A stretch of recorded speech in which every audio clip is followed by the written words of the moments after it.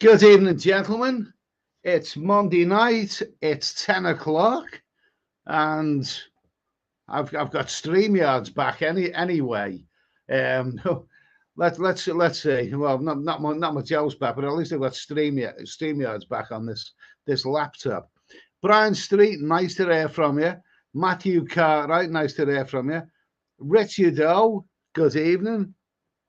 And this is a different screen because I can't just touch screen on this. This is my old laptop I'm still using. Tinks, give it a Y or N if you think Eddie is after booze you. I said, give a Y or an N if you think Eddie. Okay, I say N. Okay, if you want. Capo 17. Good evening. Let me see. Now, I've just jumped a little bit there. Ian Bowden, good evening. Ian, how are you doing? Nicholas, well, it's great to hear from you.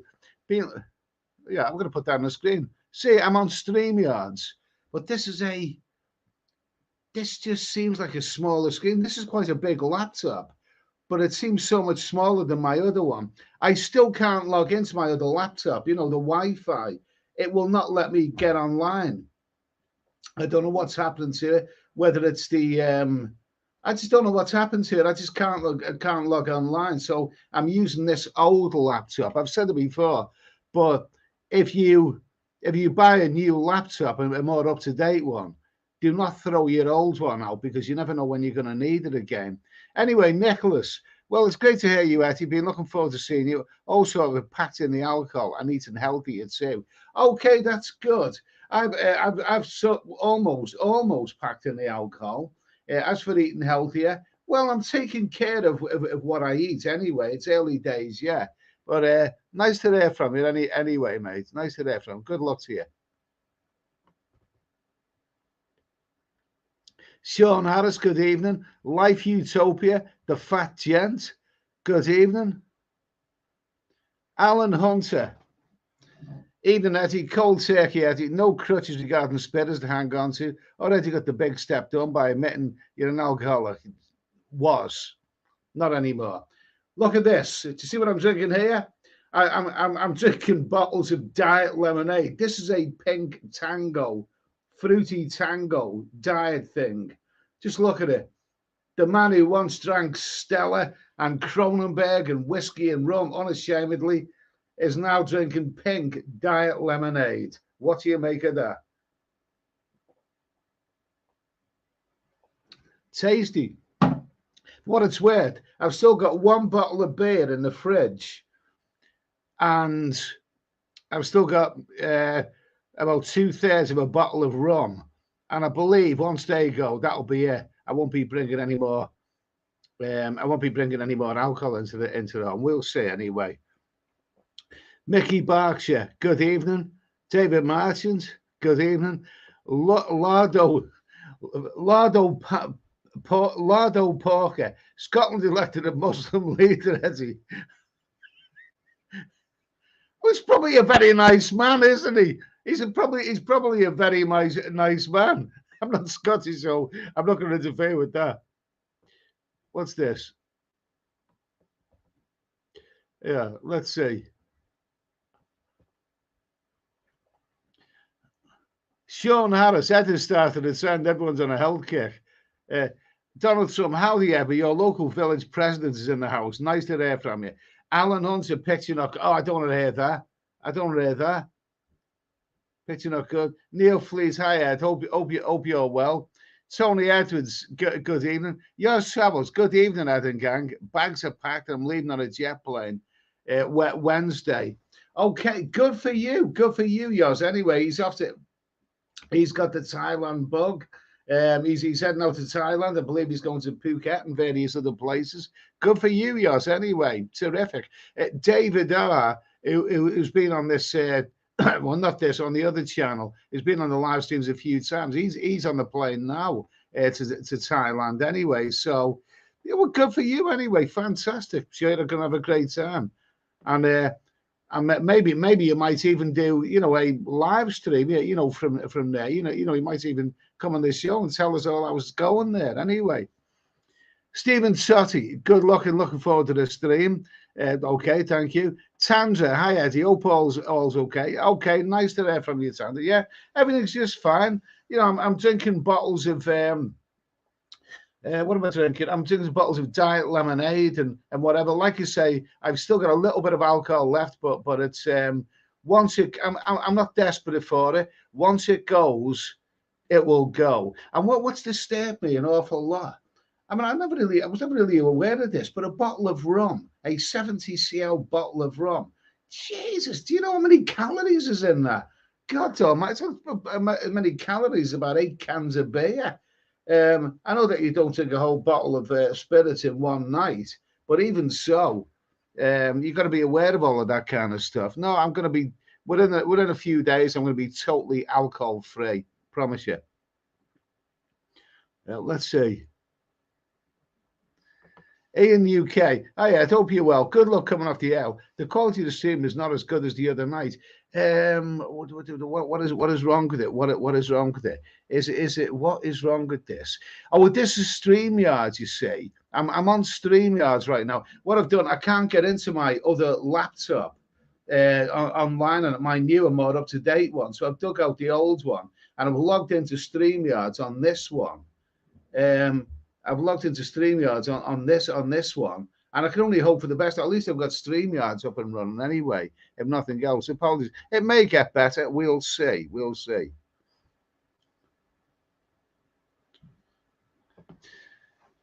AJ, good evening, Ed. All kinds of stuff going on in the world. And what have we done? Ban laughing gas. Well, laughing gas. I mean, what the hell's that all about? I mean, what is? I'm out of touch with that. I mean, you know, we banned laughing gas. I don't know. I'm out of, I did see that on the news, but why the hell? Even young people seems bloody crazy to want to do something like that. Martin Powell, nice to hear from you, mate. Let's see. Robert Jones, steady. I'm on my second day. Determined to get through April. My first target. Okay, good for you, mate. Good for you. Let's see. Brian Street, question: can anyone actually eat a curry without a beer? Well, I've never tried it. No, I mean, you know, many years ago, I had curry and chips out of the chippy. But I think curry and beer, you know, these tend to go together, don't they? Yes, travel. Okay. Alan Hunter, fantastic, Eddie. Well done. Thank you. Christopher Tate, good evening. Humongous. Humongous. That puts a nail in the coffin for Scottish independence. I mean, what is happening exactly? What's happening? I mean, you got rid of the Scottish got rid of whatever her name was, Nicola Cranky or whatever. And I'm not Scottish, so I'm not going to interfere anymore with Scottish politics any more than I'm going to interfere with American politics or anything like that.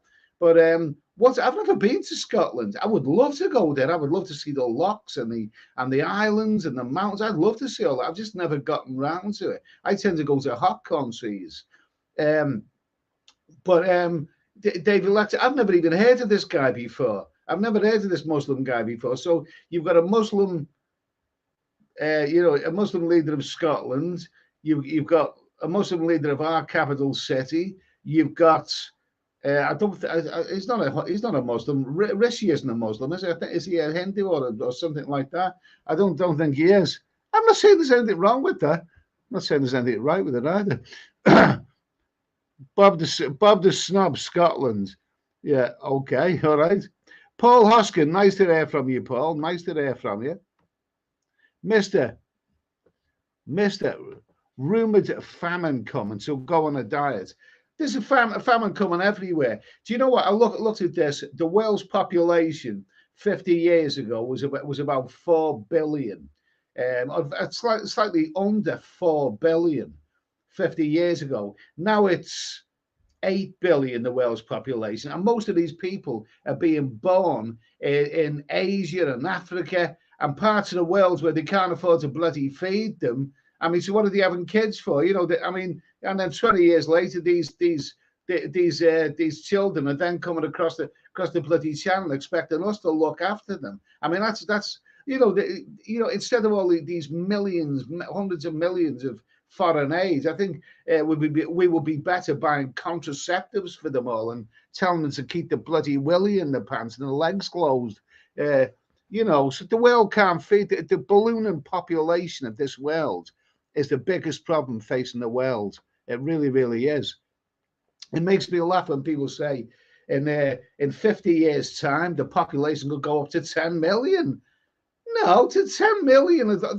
10 million in another 2 million in 50 years, for Christ's sake. That's like a 25% increase. We've already had a 100% increase in the last 50 years. The world's population is out of control, and we're all doomed. Anyway, Barry Harmon, nice to hear from you, Barry. Nicholas, Eddie, have you been to Ecuador? It's something like Nicholas. Have you been to Ecuador? It's something I'm looking at flights to. Ecuador, yeah, I've been to Ecuador. It's a beautiful little country, and it's a lovely landscape. And they use the US dollar there.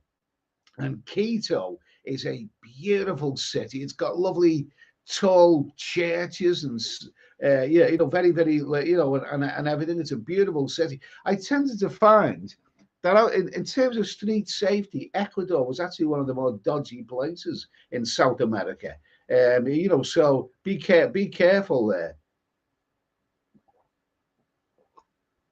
I'll tell you what happened in Ecuador. There's something in South America that's well known, and the Lonely Planet guy will have told you this years ago. But what happens is that you walk into a town centre, you got a backpack on, all of a sudden some bastard will splash some liquid on your shoulder, and then you're surrounded by people who offer to clean the liquid off. And if you allow them to do that, before you know it, your backpack has gone missing and someone's run down a bloody alleyway with it. I mean, that happened to me, but I was vigilant. Just if that happens, if anyone splashes any horrible gooey liquid on you, just keep moving. Don't let anyone touch you or your backpack, because they're trying to rob it. And Quito is I found Quito was the place that happens. But yeah, Ecuador's a nice place. Nice place. Karen Farang from the jungle. Evening, mate. Karen Farang, evening, mate. Hope you're well and still on the wagon. Well, I'm actually drinking lemonade right now, diet lemonade. David Coleman. Hey, good to see you, Eddie. I'm glad you're doing good. Okay, thanks for that, mate. Anyway, thank you for that. Nice to hear from you, David. You Mongus, Eddie, I left steak pie in the boot of the car a few days ago. I got nothing else in the cupboard. To eat or not to eat, that is the question. In the boot of the car well, if you left steak pie in the boot of the car a few days ago, then it's going to be out of date by now, isn't it? It's going to be past its sell-by date. To eat or not today, well, it depends how late at night it is. I mean, sometimes you can get a 24-hour McDonald's in certain places. But I'd give it a miss. I just after this stream, I just go to bed and then wake up tomorrow and do some shopping. Then that's what I'd do. Okay. Yours travels. I can never see Tandra's comments. Must have blocked. Well, I haven't blocked Tandra, but not at all. Tandra is still very, very much alive in the stream, so I don't really know what's happened there. Ian Bowden. Hey, Eddie, mate, will you consider going back to Chiang Mai next time? Much more healthy temptations there, perhaps. Much less nightlife and much more healthier food. Now, a lot of people. I've been to Chiang Mai 3 times, and each time I went there, I found it was more duller than the last time I went there. Chiang Mai is very, very popular with people. Some expats and travelers love Chiang Mai. They think it's a wonderful place. I thought it looked a bit like one of those bland English market towns, like Newton Abbot or one of those bloody market towns that you wouldn't want to go to.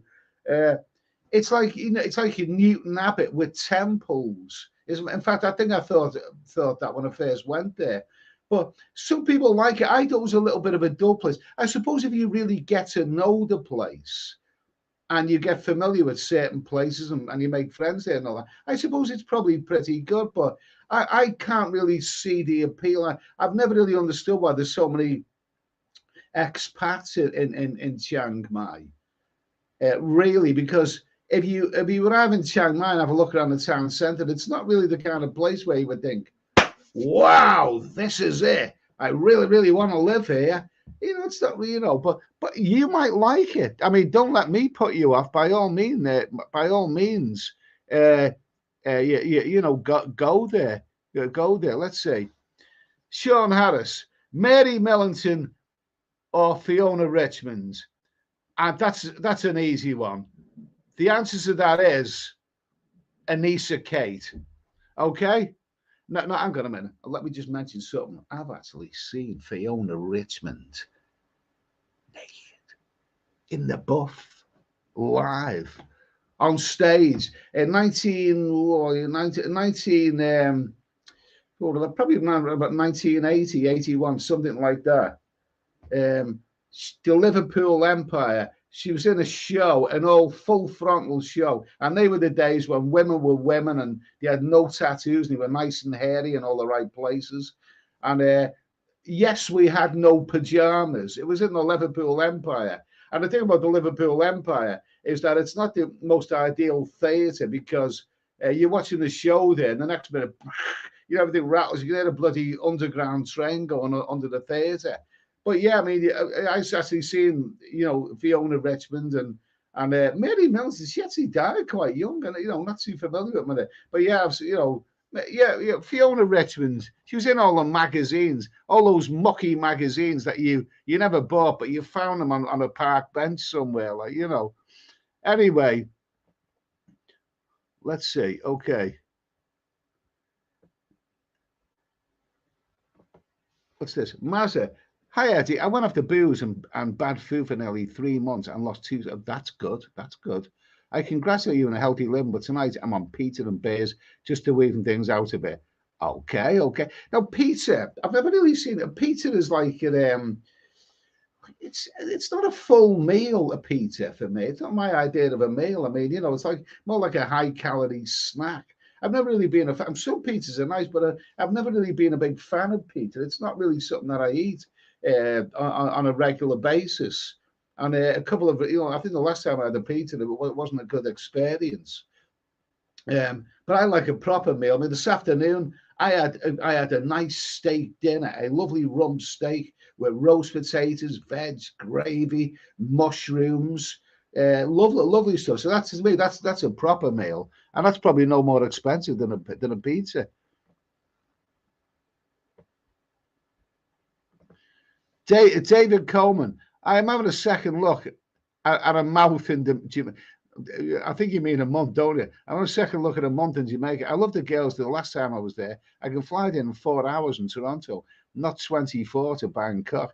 You know, I mean, Jamaica. Now, I've never been to Jamaica, so I don't like passing comment on a country that I've never been to. But you know, what is the safety aspect in somewhere like Jamaica? Is it good? Maybe you want to tell us about it. Maybe you want to give us some you know, info. The real Dutch Farang, nice to hear from you. Oh, yeah, another kind of balloon chasing. Yourselves, I can't stand the balloons. All the kids have in the bars. I've never seen. I think you can get them in Vietnam. I think in Vietnam they do that. You know, when you're in Saigon, I think I've seen a few of the young ones doing that. Karen Farang from the jungle. Laughing gas is the balloons you see backpackers in hell. See them go, this is bloody daft to me. It's a bit daft. Not for me. Colin Green. Evening, Eddie. Enjoy your live chat and good luck on cutting out alcohol. Keep it up. Okay. Well, at my age, it's not easy to keep it up, but I know what you mean anyway. Cheers. Capitone, hi, Eddie. Greetings from Cape Town. Okay. Fine, thank you. Well, we're international. We've got Canada, we got South Africa, various other places tonight. So nice to hear from you anyway. I'm actually enjoying some of these diet lemonades. Actually enjoying it. I know I'm repeating myself, but Honestly, I thought like, by this the alcohol, maybe just keep a bottle of rum or a bottle of gin and all. But Jesus Christ, I was never aware that the amount of calories that is in a 70 cl bottle of rum. And you have a few of those, and I don't have a little shot. I have a bloody big shot at a time. There's a lot of uh, let's a lot of it. Let's see. Okay, Eugene, yeah. Good evening, Eugene. Good evening. I watched John Wick Chapter 4 this week, and it was bloody good. Really, I haven't seen it. I've seen a couple of the others. I haven't seen a couple of the others. Billy Bob, the green screen is affecting the quality of the video. Perhaps remove it and use the background you had last week. Really, I'm not so. I'm not actually using a green screen right now. Well, let's see what we can do. Let's see what we can do. Let's see what we can do.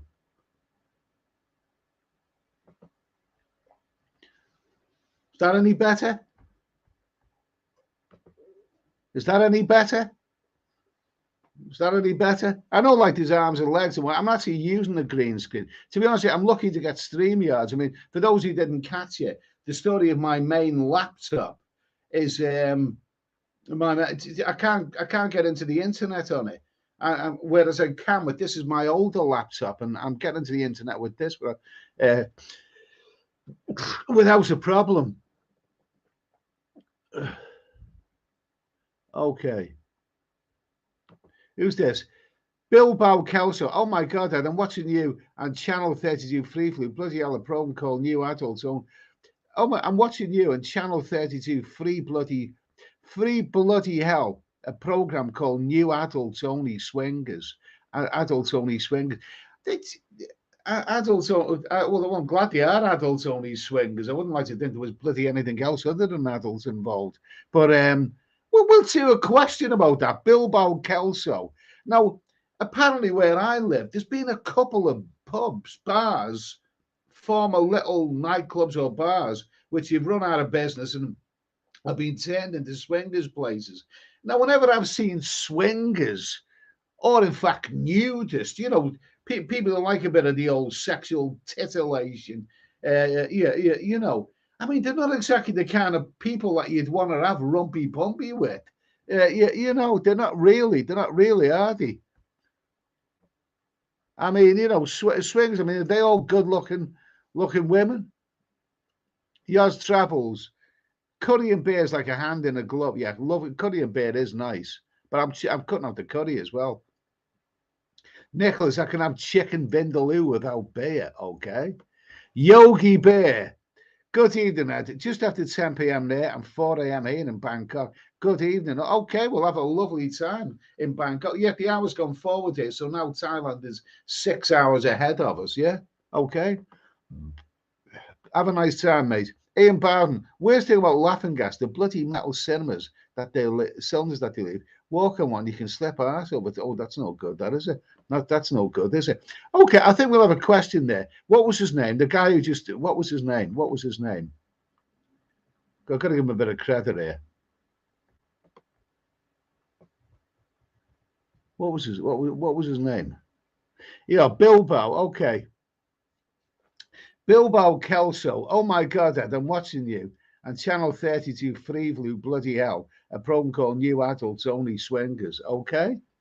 Okay, now apparently I've never been to a swingers club, but I would imagine if you go to a swingers club, I would imagine that they don't allow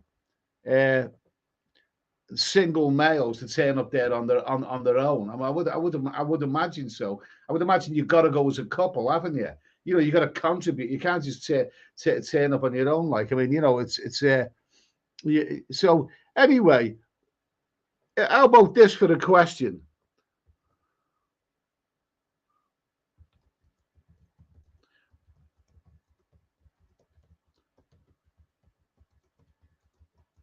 Hey.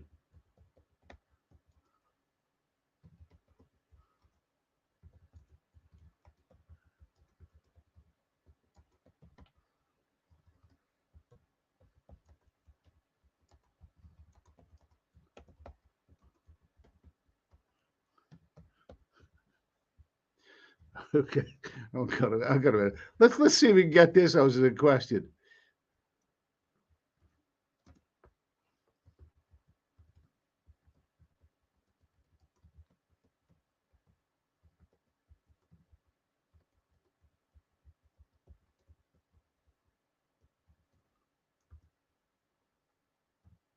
Okay, so. Right now, just imagine, you know, you had a hot missus. Your missus was hot stuff. And, she was so hot that she was a little bit more demanding than what you can give her. And imagine that she said to you, "Oh, there's a swingers place down there. Should we give it a go?" And you said, "Okay, why the hell not? Why the hell not?" And we all know what swingers are. You go there and someone knocks off your wife and you knock off someone else's wife and all this kind of stuff. Okay. So you turn up at this swingers place with your hot wife, yeah, your hot, sexually insatiable wife, and you go into the swingers party and you look around and all of the women there are all bloody, it all obese and ugly and whatever. So the question is, the question is,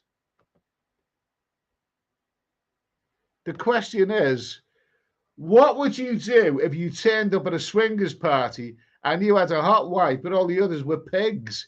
Would you participate or leave swiftly? Would you say, sorry, mate, we got the wrong place here? Okay. So what would you say? Let's see. Let's get up today. Sorry if I've missed anyone. Paul Hoskins being dirty already. He's being dirty. Yeah, let's see. Let's see. Ernest Connell is the steady Eddie. Okay.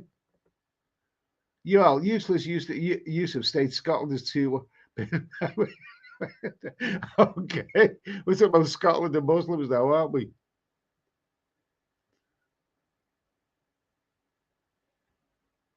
Ian Bowden, band called Transvision Vamp.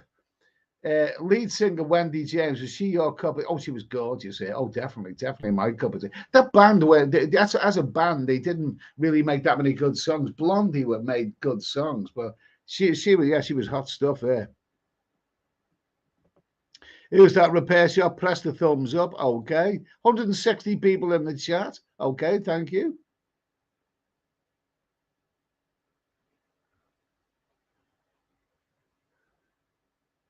So let's see where are we now?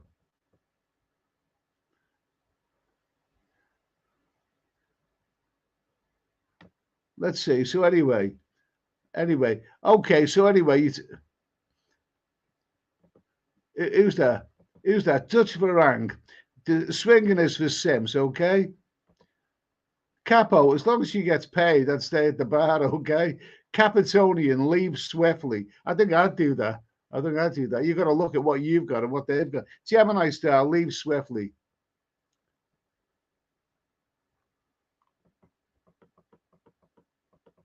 Leave swiftly. Gemini star. Darren Walgate, they're all the same. After a bottle of JD. Nicholas, can I turn off the lights? Okay. Quinn, Wendy James is really aging now. She looks more like Bet Lynch. Oh, God forbid. God forbid. Nobody looks like Bet Lynch, for Christ's sake. Ian Bowden. I'd shag every pig. Tell her mister, tell everyone she was on blob and then I'd drag her home. Okay. So that sounds like fun. That sounds like but that sounds like participation. Yours travels. Give the ugly ones a golden shower. That sounds a bit extreme. That was good on you. You monks, Willie Wanker in the chocolate factory. Max Paddy Springs to his Paddy Springs, Springs Man with Swingers Club, Sausage Fest. Well, are these Sausage Fest? Because I would have thought like that they wouldn't. I would have thought they wouldn't allow single males there. Yeah, that's what I thought. Paul Hoskin, Swingers Party. I was taking loads of lube. Stephen O'Connor, nice to hear from you in Phnom Penh. Stephen O'Connor, I'd stay with a bit. It depends how chunky they are, but it's more cushion for the pushing. Okay.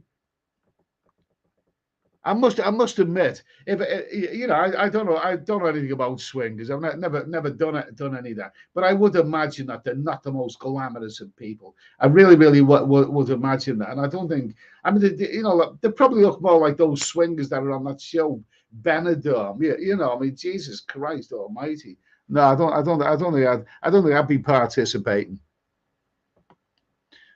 That bad. I want the lighter. I mean, if I had a really hot wife, I think I'd be a little bit selfish and think, Christ, what would you know? What did Paul Newman say? You know, why go out for a hamburger when I've got steak at home? You know, I think I'd swiftly take my missus out there, back out of there, make a quick exit. I mean, at the end of the day, if you want to go into a relationship's one thing, but if you want to go into sexual, fulfillment in other outlets. You want it to look good and taste good and feel good. I mean, I went into a live Rumpy Pumpy show in Amsterdam once, and what was intriguing is that in the audience there was some girls in the audience who'd gone in there to see the live sex show, and some of those girls were really good-looking girls, and they wanted to be titillated, as I did as well.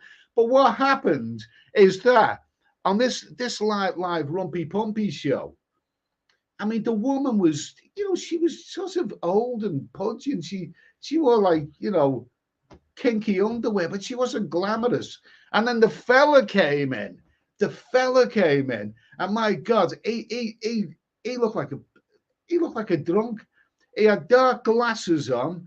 He had leather pants, and he kind of wandered into that show like someone who was out in a stag do and had lost his way to the bloody toilets. He went on the show, and then actually watching this couple doing Rumpy Pumpy not very far away. It made me feel a little bit uncomfortable. I mean, I was quite uncomfortable because the fact that they were not a glamorous couple at all. They were not something you'd really want to see. And I noticed that these lovely looking young girls who were in the audience were giggling at this, and they were far better looking than anything on the stage. But a couple of other things happened in that show. A couple of other people, came on doing various things, shoving things where the sun don't shine and all that kind of stuff. And then we were told that there was another live Rumpy Pumpy show coming on. And I thought, okay, they might be better. It was the same couple. And as soon as the same couple came on stage to do Rumpy Pumpy again, I noticed that all the audience left. They just didn't want to see it again. Even these young girls, as soon as they seen the couple, they thought, sod that, I'm out of here. So I don't know, I got to talk about live sex shows, but the thing is, I would imagine if you go to these swinger places, they're probably all obese and decrepit, and the women have got tattoos and yuck. I wouldn't imagine. Anyway, enough of that. I think the consensus is. Well, I don't know what the consensus is. We're not going to proceed with that one. Yeah, there's my wife here. Ed Sweeney's 20 stone white back in England. I always go with Ed to swingers night. Only thing is, he only wants me. Sort of defeats the object of going in the first place. But only go with you once a week. You don't know about all the other nights of the week when I don't go with you. Okay. David Coleman, Eddie, you can't go to a swingers club. You don't have a one with you, so somebody else is. Yeah, well, that's what I thought anyway. If you've got a hot missus, I'd just keep the hot missus. I wouldn't be bloody going to places like that. AJ, just put swingers on there, doing it with blow up dolls. Oh, that's sick. That's sick. Okay, so let's say apologies if I've missed out on people there because I've jumped a little bit in the chat. Ian Bowden, so far, Ed, your personality has lost nothing from you being alcohol free. Good on you. You don't need alcohol to let your live streams keep flowing. That's so nice of you, Ian. Thanks for that, mate. Thanks for that. David Coleman. A lot of white women go to Jamaica for the big black stick. Oh, so it's one of them places, is it? But is it any good for us guys? I mean, is there loads of nice hot women there? Humongous. One near me swingers club was a bouquet night. Laugh my head off at that. Lisa Dale must love it there. Oh, Christ almighty. Barry from EastEnders, laughing gas is great fun. Okay, good for you, mate. Anyway, good for you. Black Seal, I'm thinking of renting out my gaff here and doing a 6-month stint in Thailand. Been a rector at the time of 20 years or so. Anyway, good for you, mate. Just give it a go. Other people do it. Other people do it. Good for you, mate. Anyway, good for you. Give it a go.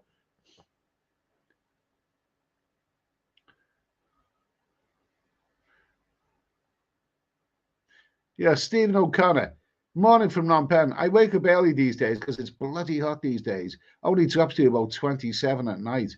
Jesus, we've got the heating on here. I mean, it's March, isn't it? You know, I live in the south of England, so-called the sunny end of England. It's bloody freezing here.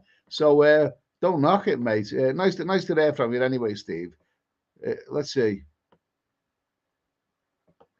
Humongous. Never been to one. Just saw the Facebook, whatever. Bilbo, Ed, you can go on your own, but you have to be invited to have you know what we're doing. I don't think that's for me somehow. I don't think that's for me. Nicholas, remember to smash the like button. It helps the channel out a lot. Thanks everyone. Okay, cheers. Thank you for that, Nicholas.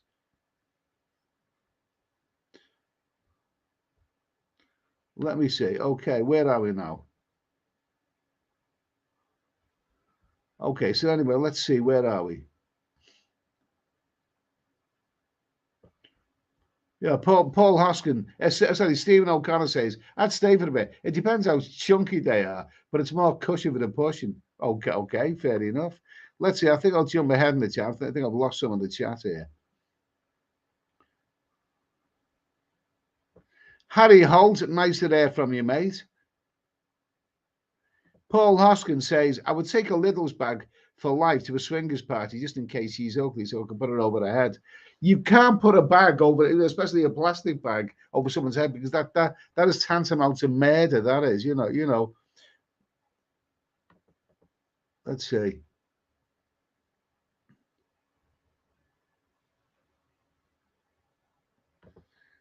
Matthew Cartwright. I always tell my wife my fancy is to have a threesome. She doesn't mind and tell her I mean me and 2 other girls. Okay, fair enough.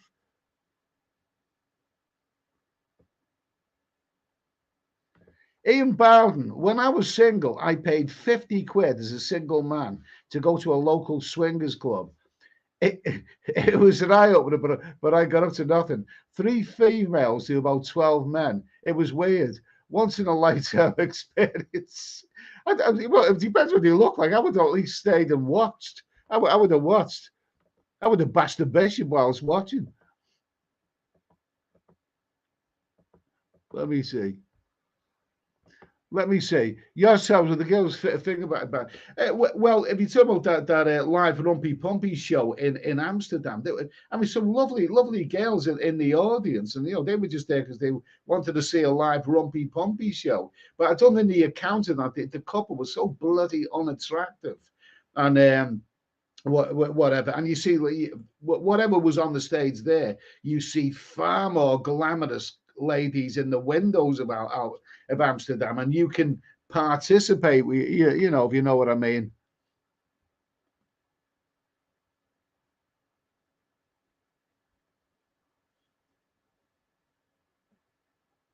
Let's see.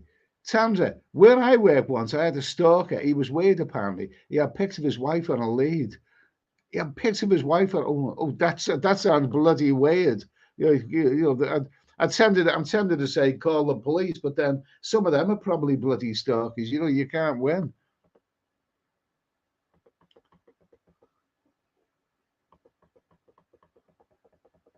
Let's see. Let me see. Okay, let's see. Okay, Yogi Bear, nice to hear from you. Ginger Joe. Ginger Joe, my wife wanted to go swinging as my wife wanted 10 inches, and I told her I was not going to cut 2 inches off mine. Like it, mate. Like it. Okay. Yeah, okay. What is one place you would never visit again? Should we come back to that one? Should we come back to that one later? I'll tell you what, we'll leave that one. Not for now. We'll leave that one for that one for the end.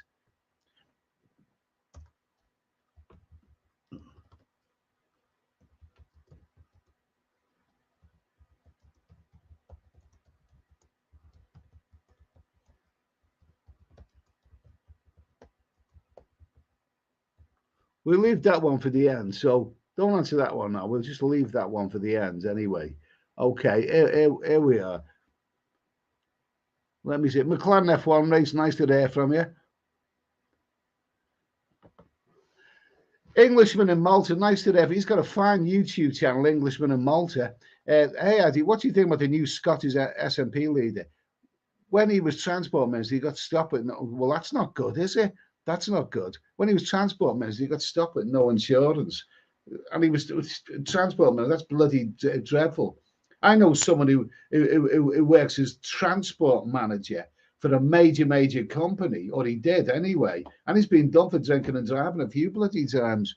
That's dreadful. I don't have an opinion because I'm not Scottish and I'm not really up to date with them. I wouldn't interfere in other politics. But well, they voted for them. That's all I can say.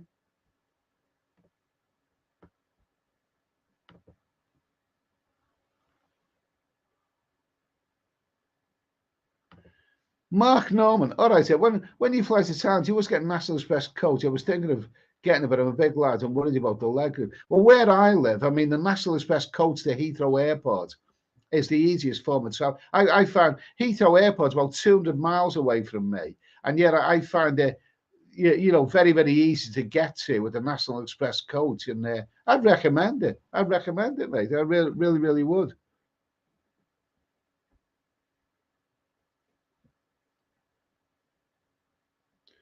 Number one, boxing. Eddie, what country would you recommend visiting once you've been to Thailand for the first time?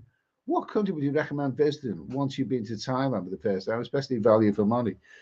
I'm not quite sure I understand that question. I mean, what would you recommend? Well, Cambodia. You've been to Thailand and you want to go somewhere else? Go to Cambodia. Bloody God! If anything, it's cheaper than Thailand. Ian Bowden, hey, it's now 2 years in jail for wolfism at a female snowflake. The world's gone bloody crazy. The world has gone absolutely crazy. It's absolutely crazy. Let's see. Mazza, I saw Sticky Vicky in Benidorm in 1999 when I was 16, my brother 13. We were in the front row, my dad and his missus and dad tried to cover our eyes with down. Great memories. The Sticky Vicky's, it's all good. Benidorm is naughty fun. I've only ever been there, once. Well, I went there twice on the same traveling holiday. But it was good fun, Sticky Vicky. I think now you see the daughter of Sticky Vicky. It's all good, naughty fun, isn't it?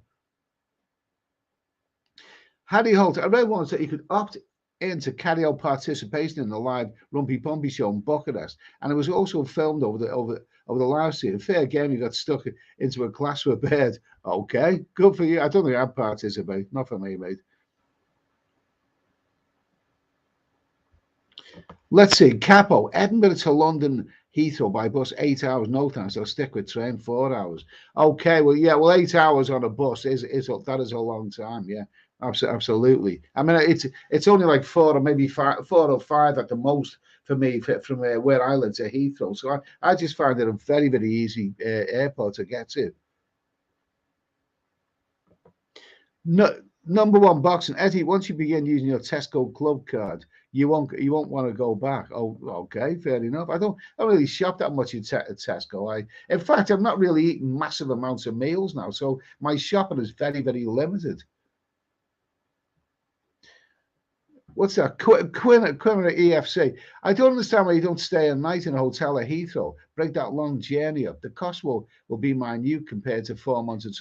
No, not at all. Because the thing is, if you stay at a hotel at Heathrow, I mean, getting to Heathrow. That's the easiest part of my journey, and I sleep through most of the journey anyway, or a fair bit. So that's the least problematic part of my journey, to be honest with you.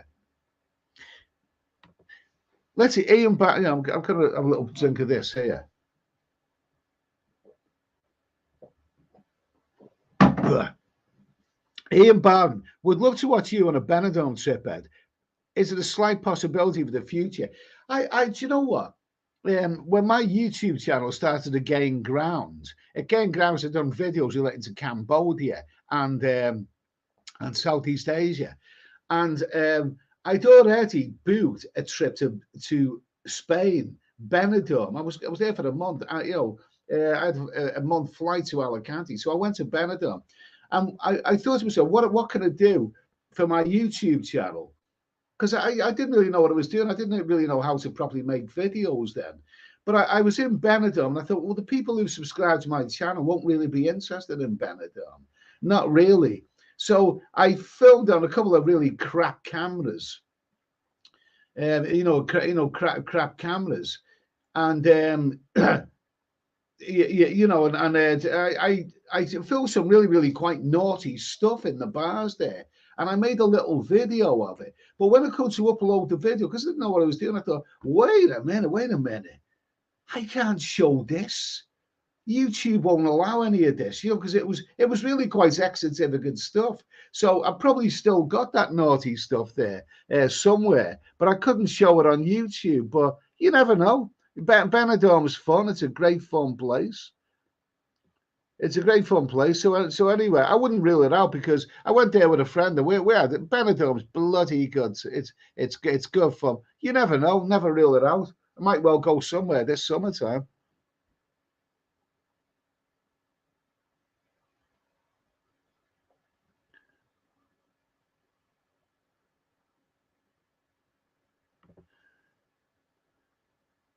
Let's see. John Milne, hello, nice to see you. Being on nice to know catch up. Okay, nice to hear from you, mate. Nice to hear from you. Andrew McIver, why not just use the local airport? Emirates flight mostly. The two nearest airports to me are Exeter, which has very limited flights, and Bristol, which I don't really like because even though it's a lot nearer than Heathrow, I find it quite awkward to get to. So Heathrow's the easiest place. I don't have a problem going to Heathrow at all, really. Let's see. Yours towers taxi Liverpool to Manchester Airport, 75 quid. Taxi luxury SUV to Phuket, 80 miles, 56. Okay, thanks for that. Thanks for that info. Inbound Heathrow hotels are full of asylum seekers. Oh, I don't want to go there. I don't want to go there. We've had enough of them.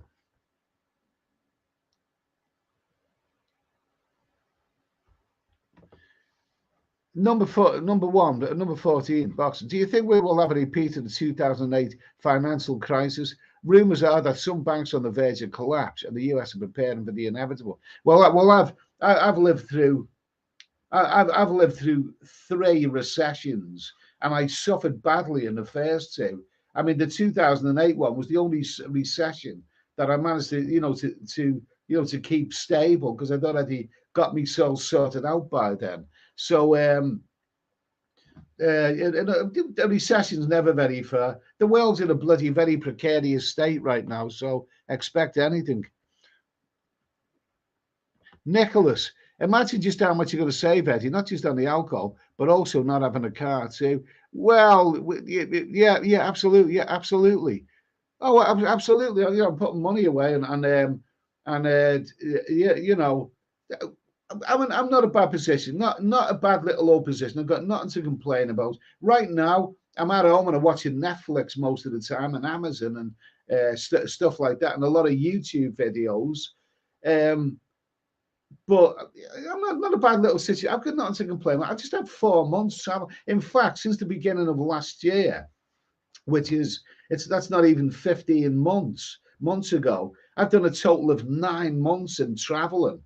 9 months since the beginning of last year. So I've got no complaints. I've had me fun. Thanks anyway, Nicholas. Listen, Englishman in Malta. Hey, Eddie, that's a great trick. Your head disappears into the brick wall. Or it could be this 4th glass of wine. I haven't got around to using a green screen yet. I think this is quite. I think this is a radio show, you know, with a little bit of little bit of you know, a little bit of visuals. David Coleman, I saw a stripper smoke a cigarette with a private part. Great fun. Oh, that sounds terrible. I like women to be feminine. I don't like them doing things like that.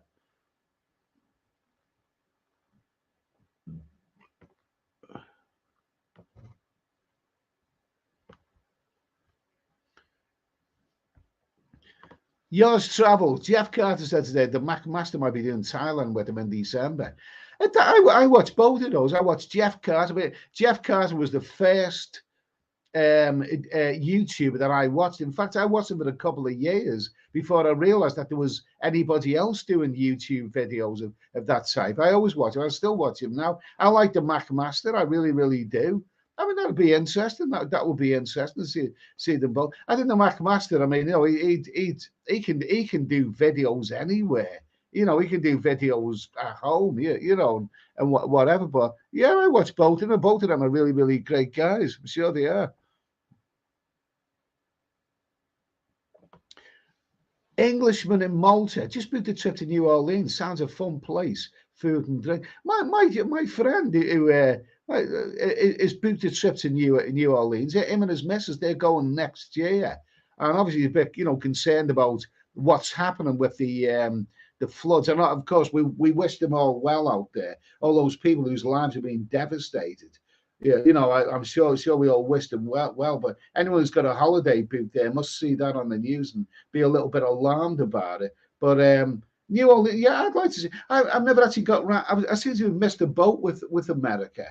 I would love to visit America and see all those legendary cities of different characters. But yeah, you know, I think it'd be out my price bracket. I've just heard that America, especially because if I go to a country, I want to stay there for quite a long time and do a fair bit of traveling. I've just got a feeling that America will be out of my price bracket. I've heard it's gone very, very expensive. Let's see, the real Dutch Farang. Eddie, do you still watch Scotsman? But yeah, I watch him as well. He's another very, very hard working fella, and he's got a great channel. It's a terrific channel. I mean, geez, he puts those videos out like there's no tomorrow. Yeah, I watch it. That's what it's all about. You see, the Mac Master and Scotsman and Tenerife. You know, hard work. You've really, really, really, really, really, really got to bang those videos out. You really, really have. And yeah, I watch him. He's cool. He's cool. Okay, number one, do you believe in any conspiracy theories? I suggest having an evening of just discussing conspiracy. That will be interesting. Um, Conspiracy theories. I mean, the problem that I have with conspiracy theories, you know, like the murder of that, you know, princess and in a Mercedes and you know the moon landing and various other things. Um, you know, and Elvis, you know, living on Mars and all this kind of stuff, is that they required an awful lot of people to keep quiet. I mean, you know, all of these things that if Diana really was murdered, I think by now somebody would have bloody come out of the woodwork and revealed something, you know, even if he revealed it without showing his face and whatever. I don't always believe in a lot of conspiracy theories simply because there's so many people out there who, for a few quid in the back pocket, would be prepared to spill the beans. But thanks for that one anyway. I think we've actually done a couple of we done the moon land and did it really happen? And I think it did really. Um,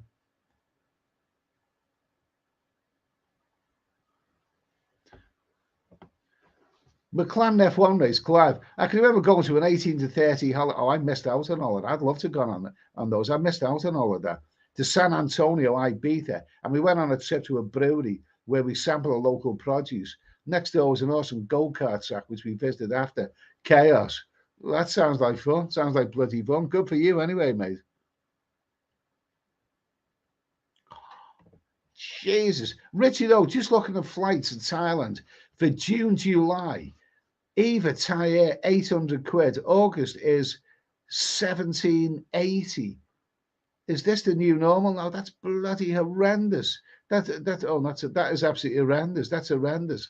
I glimpsed in the summertime. I only glimpsed, just for research purposes, at with the possibility of a return ticket to Gambia.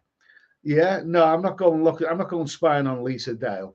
But Neil Fleet is in the chat. He likes going to Gambia, so I'm sure there's enough for fellas there. But I looked at Gambia, and they were about £1,000, and I don't think Gambia is a particularly long haul place. That was about £1,000 return. So David Coleman, I would go back to Cuba, but the food is getting so bad now because the economics there. I don't know. I think if I do a summer trip, I think it will be European. I really, really do. Mark Holman, did you ever think we would do long haul with Scoot again, or is it just too basic? Well, I didn't mind Scoot because I missed my flight last year. I came back with Scoot Airways, a one-way ticket, and I think it was about one way. It was a direct flight, and it was about 271 quid. And I thought that was very reasonable. I'd do that again because at the end of the day, when I'm on a flight, I don't really watch movies or anything like that. I just want to sleep and get the whole nasty ordeal over and done with. So yeah, I'd go with Scoot again. Not a problem for me.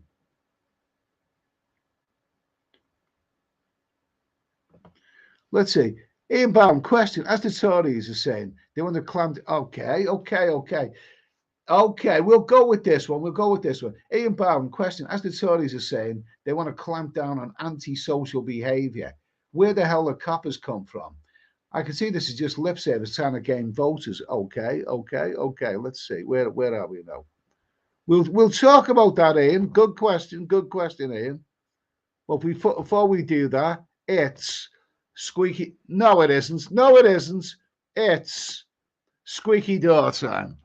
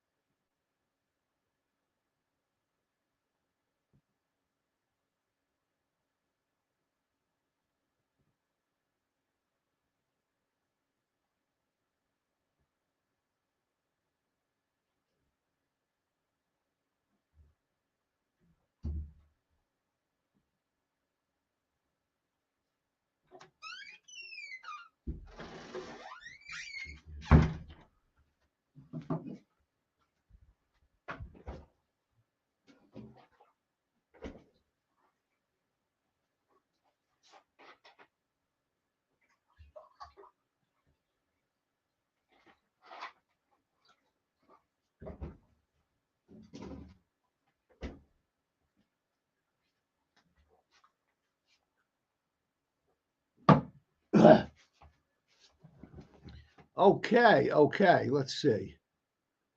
Hi, that. Okay. So let's see. So let me see. Now, where was that again? Where was that again? Ian Bowden's question. As the Tories saying, they want to clamp down on antisocial behaviour.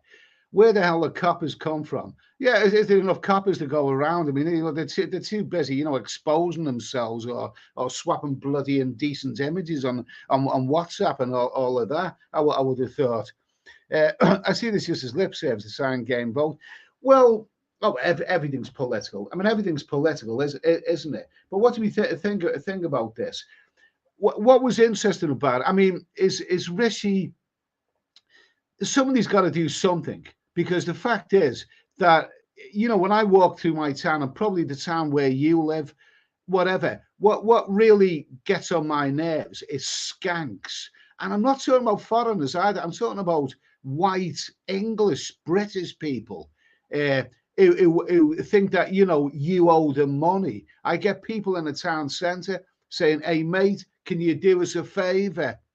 No, I don't owe you any bloody favours. And, you know, what it is, and this has been mentioned as part of this, what Richie Sunak says that he wants to clamp down on antisocial behaviour. Aggressive begging, that's the thing that they really, really, really want to clamp down on.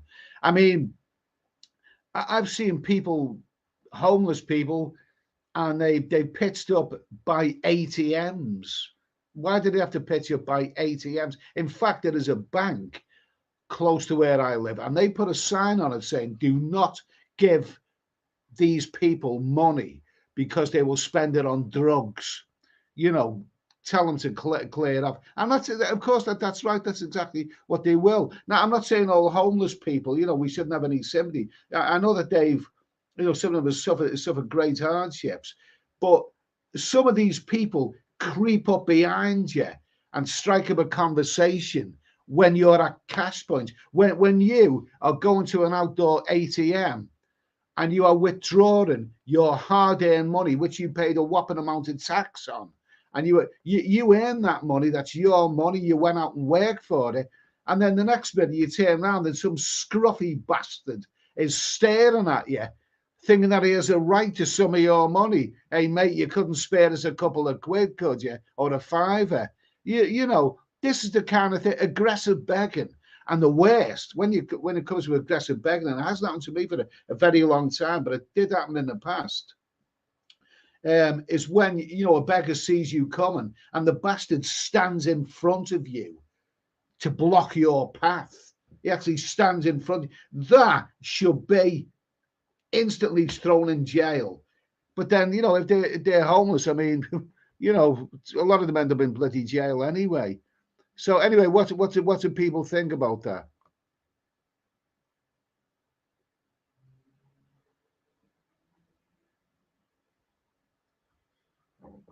Let's see.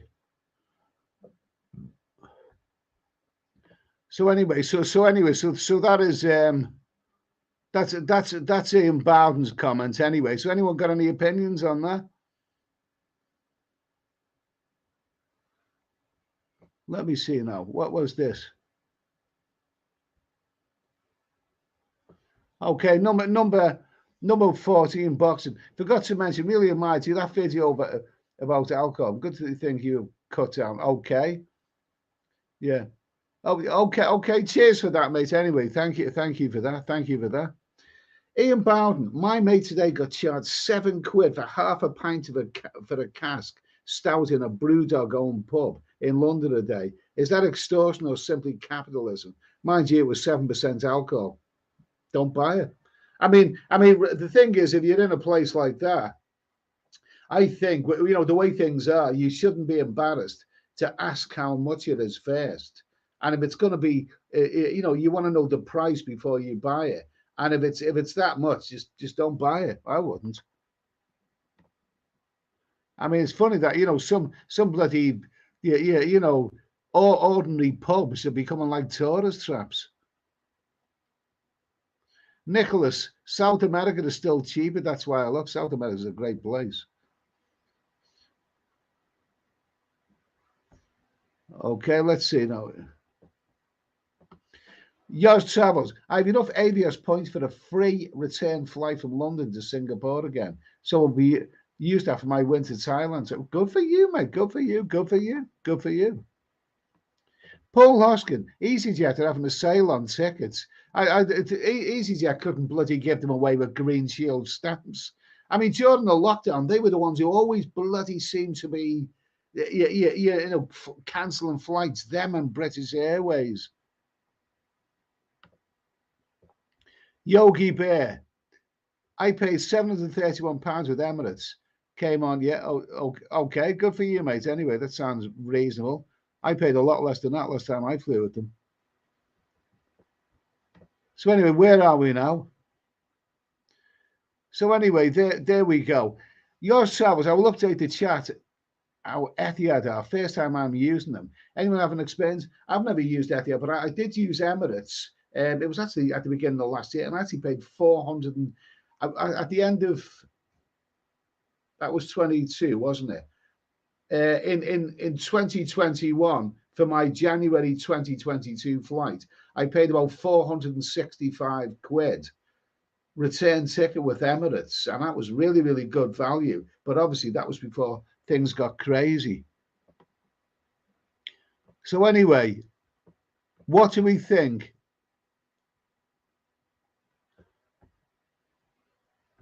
Let's see. So let's see. Okay.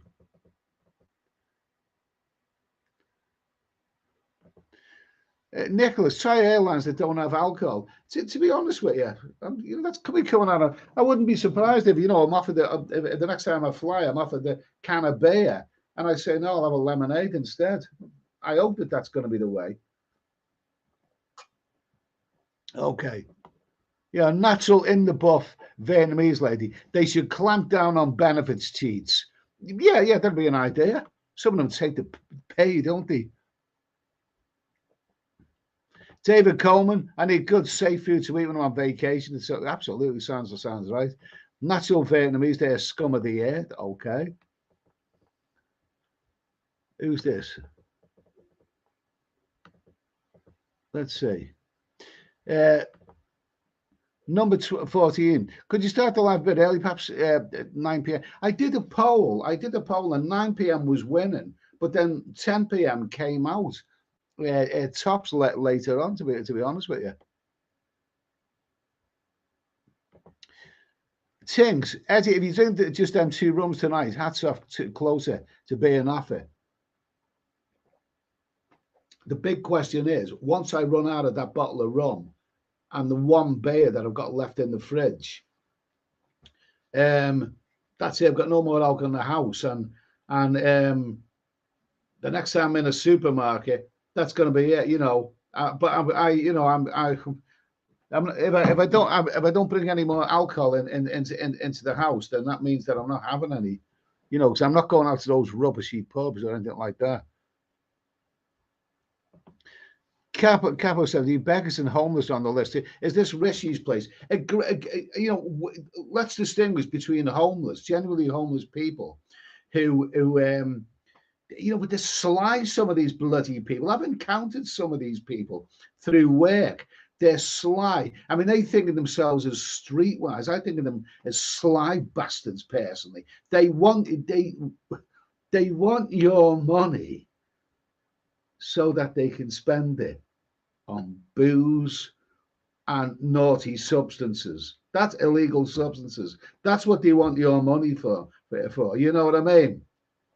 Some of these people, if they, you could take these people off the street, and I know a case where it's happened. You could take these people off the street, give them a nice room, sort them out with benefits, give them a nice, a nice little bed sitter or whatever. Within a few bloody days, they've probably smashed the furniture up. They spent the benefit rather than spend it on food or rent. They probably spent it on booze and D's. You know, I don't want to say that word too often. They probably spent it on all of that. I don't have anything. I work all the money that I've earned. I work for that money. I don't owe that to any of these bastards. I don't owe it to anyone, especially when they stand in front of you, harassing you for money, or creep up behind you at ATMs. No sympathy for them at all. Get them off the streets. In fact, all the bloody aggressive beggars, I put them on a flight with all the dinghy divers and send a lot of them out to Rwanda or Mongolia or whatever. Just because those beggars are born in this country, if they're not contributing and they're just harassing people, working people for money, they don't deserve to be here, you know. Let's see. Harry Holt, flights are expensive due to the government unwilling to bail out and support. So the only way money be paid back is to raise costs. Ultimately, the government would rather we all stayed here. Oh, well. I've glanced at flights. I've glanced at flights. I've done all right with the last flights that I've had. I've done well with them, but now Now I think it's a different kettle of fish, and I think now they're not going back to what they were. I think they're just getting more and more expensive. Let's see, Eddie's sexy Cambodian ladyboy wife. Hello, hello, Eddie. Nice to hear from you. Nice to hear from you, darling. David Coleman, anyone here from Toronto? More stabbing on the subway. It's becoming so dangerous. Oh, that's dreadful. That's dreadful. That's dreadful.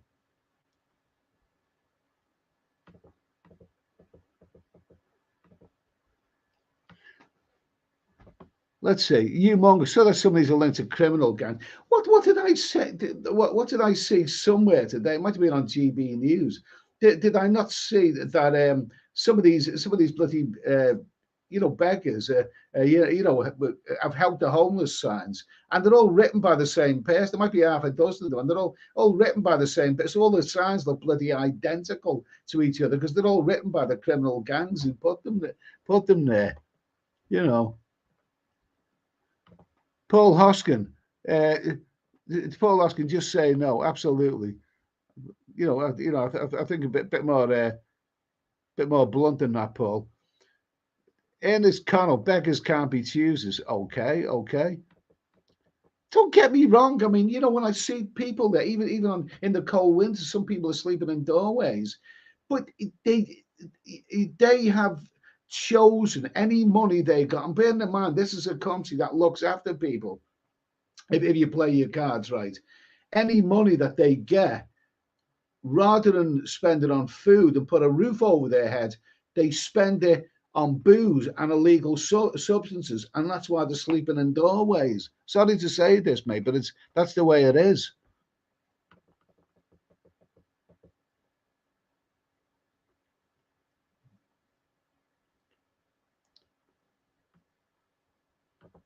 What's that? McLaren F1 race. Rishi's doing a buy one, get one free on passports if you get citizenship before March the 31st. Terms and conditions apply. Okay. Ian Bowden, nice to hear. Ian Bowden, I don't know of any political party that represents me, but I will always vote as our comrades give their lives for us to be able to vote. To say, yeah, absolutely. You should always vote, even if you don't necessarily like. I mean, none of them are any better than each other. I'd still say, like, they can say, I wouldn't trust Labour. I wouldn't trust them. I mean, the economy. I mean, the thing is, Labour don't always have a good track record on the economy, whereas the Conservatives, I just think they're a better bet. I'd give Rishi a chance. I'd give him a chance at the moment. He might turn out to be better than what you think, even though we haven't actually voted for him.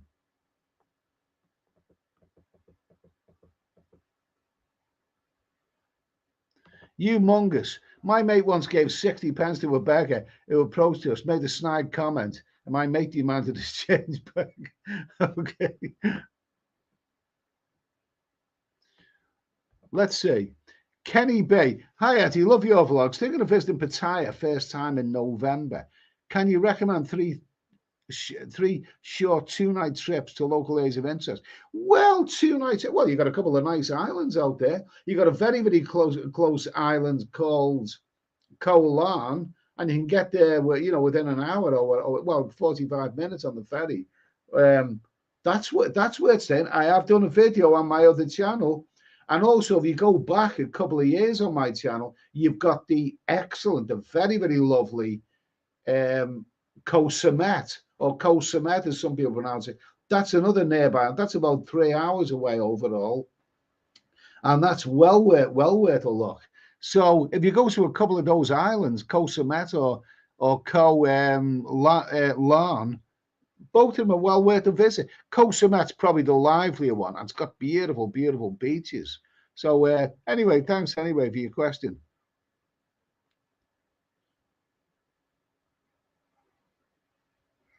Let's see. David Coleman, too many damn LGBTQ. Well, whatever. We don't want to get into all of that.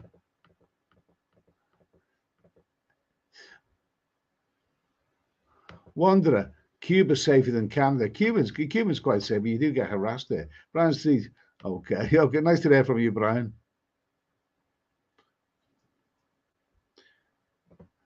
But Eddie's sexy Cambodian ladyboy wife. Why not drink alcohol-free beer?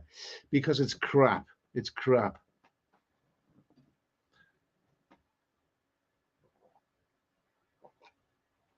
Pink lemonade, pink diet lemon. No, this is Fanta. This is pink diet Fanta, and it's actually quite tasty. I'm enjoying it.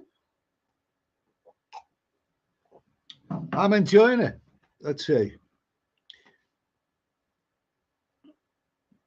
Yeah, Ross, I always try to support the homeless when I can. It can happen to anyone, Ed. We need to support our own too.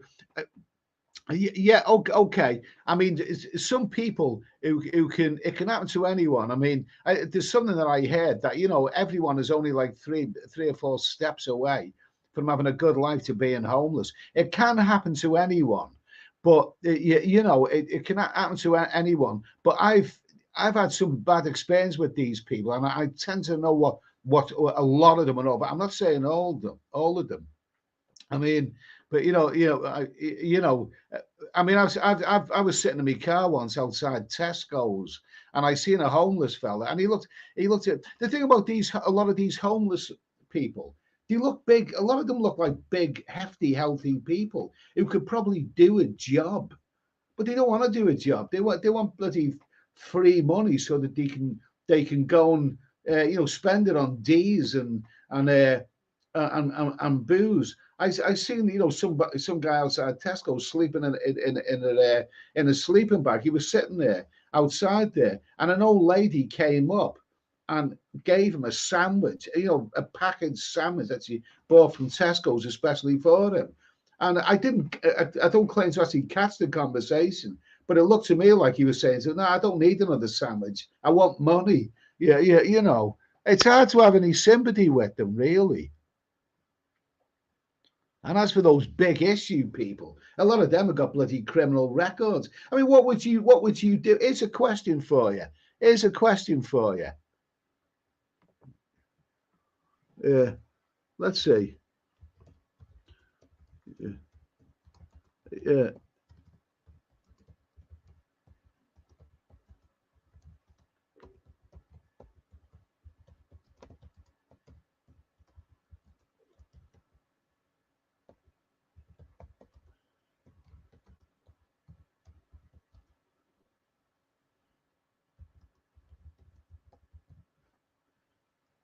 there you go.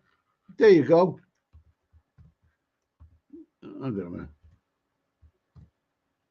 Okay, so yeah, there's a question for you. Here's a question for you. Those big issue people, a lot of them have criminal records and they've been in prison. Would you buy a big issue if you recognise the guy is burgling your house a year ago? In other words, some poor soul selling a big issue, sympathy, homeless, selling a big issue, terrible. Buy the big issue, it's a good, honourable cause. And you looked and you thought, wait a minute, that's the bastard who burgled my house a year ago. That's the person who entered my house and stole my hard-earned goods from me, so that he can go and spend it on you know what. I mean, what would you do? Would you still say? Would you think forgiveness, forgive and forget? He's hit hard times. Buy a big issue for the. Would you?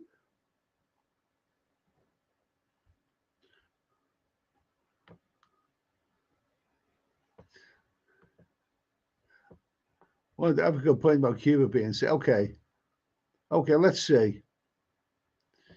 Yeah, Nicholas, British Airways stopped flying to Bangkok. But British Airways just kept cancelling flights, didn't he? Harry Holt, I rather opt to offer food rather than money. That being said, I only offered only to go and get, and then turned out they exchanged food for alternative goods. Okay, absolutely fair enough. Capitoni, Capo 17, they need to clamp down on greedy landlords, then we would have less homeless. Okay, fair enough.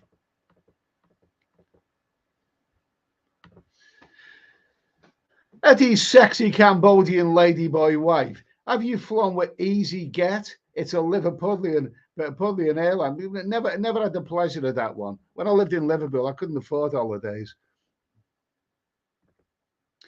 David Coleman, the homeless get mad at you if you only give them $2. Yeah, cheeky, opportunistic. Mister, have not seen. We're getting some amazing comments now. I've not seen lasagna noodles at the 125 cent store. No, I've never had lasagna noodles. I'm having a pot noodle later on. Yogi Bear, BA have teamed up with Qatar Airways, so we are both flying there. Okay, fair enough, fair enough. Who's this? Lee Clark. What about career job centre workers? Career job centre workers. Yeah, what about them? What about them? What about them? Yeah, Englishman and Malta. Englishman and Malta. WD-40 is on special offer at Halfords. Ideal for squeaky doors. No, no, no. My squeaky door is here to stay. My squeaky door is a minor celebrity. It's got character. You know, it's you would miss my squeaky door if it wasn't around anymore. Paul Hoskin, give them your spare foreign currency. Then when they go on holiday, they can spend it. I think that's that's a little bit twisted a knife, isn't it?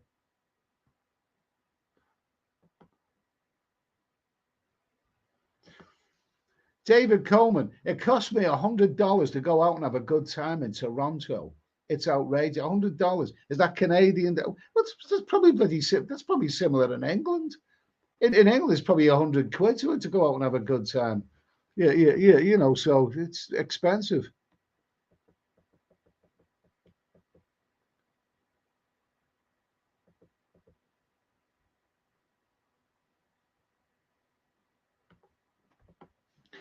Humongous. Hundreds of students are clamouring for mold-infested flats in Manchester, London, etc. My generation don't have a hope of buying a decent home. Well, it's the way it is. I know. That's not the question, but it's very, very sad.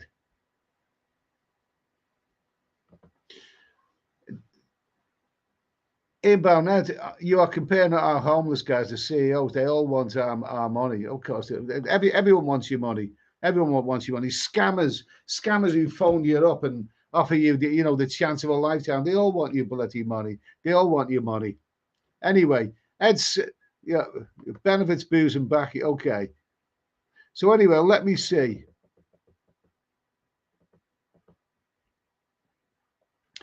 Richard O. Ed, I know you've sacked Asda now. Try your local butchers in town. They're great value. I bought a large minted lamb lasagna yesterday for £6. That sounds expensive. Going in the oven, it sounds bloody expensive. Well, if it's for a few people. So anyway, let's just have a little look. Sorry if I've missed anyone.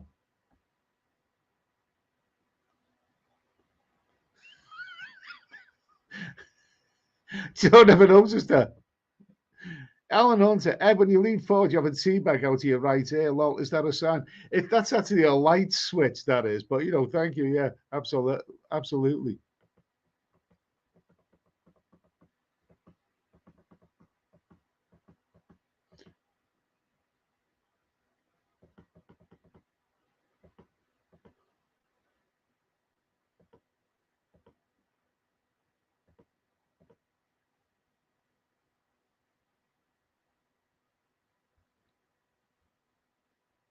Let's see. Okay. Bob nodding salmon. Good live stream. Okay, thank you. Yeah. Ed's sexy Cambodian ladyboy wife. Better to be a beggar than a bugger or a bugger. Okay, bugger off. Let's see.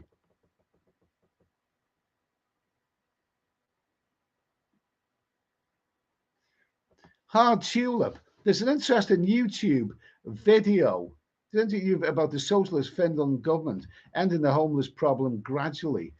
Do they have homeless people in Finland? I always thought that was a advanced, prosperous country. The rock star John Bon Jovi has a restaurant in New York where needy people eat free. Well, that's good. That's good. That's good as long as they're genuine. That's very, very magnanimous of them, isn't it?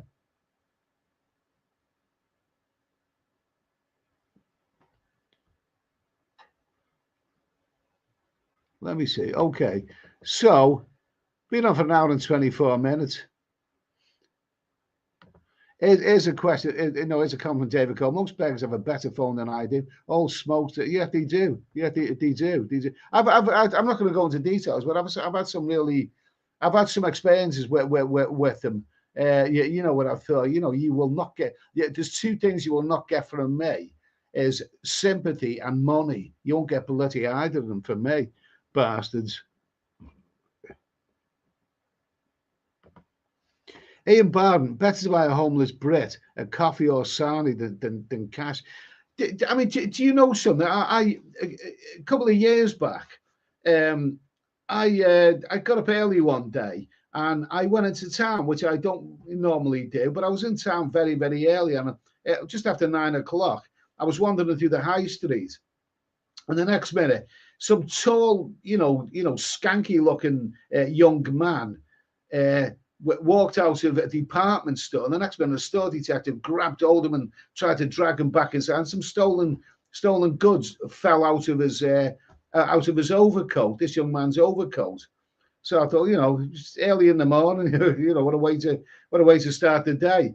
So I carried on like 20 meters or so through the town, and then the next minute I heard footsteps. This young man, they'd sort of got his coat off and his shirt, and then he'd run like hell. And here he was running up through the high street in his jeans, and he had his boots and he had his jeans on, but he had no top on. He was naked from the waist up, and he was running like hell away from the department store. And he disappeared down an alley. And you know what? All I could think, this young man was built like a bloody Olympic athlete. He was about 6'2", and he had the kind of physique that I could only dream of having. He was built like an athlete, and all I could think of, he's a big, strong. He looks like a big, strong lad. There's all kinds of jobs he could do. He could do lifting jobs. He could do building site work. He could do all kinds of jobs because there's plenty of work available for someone who's physically capable of it. Plenty of work out there. But no, he doesn't want to do that. He wants to go shoplifting so that he can feed his drink and drugs habit. And do you have sympathy for anyone like that? Oh well. Anyway, I think we got too much bloody sympathy. Let's see. Okay. So anyway, here we go.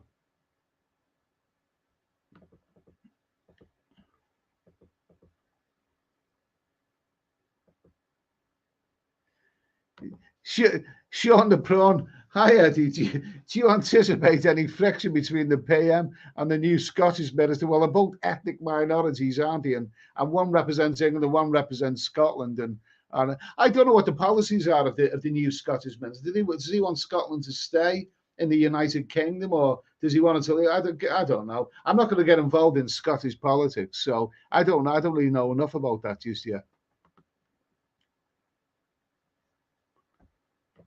Ronald Vine, it seems to me there are a lot of people with mental health issues on the streets, not just alcoholics. Yeah, so a lot of them do have mental health issues. And my thoughts are with the ordinary member of the public, because are these safe? Are these safe to be out there?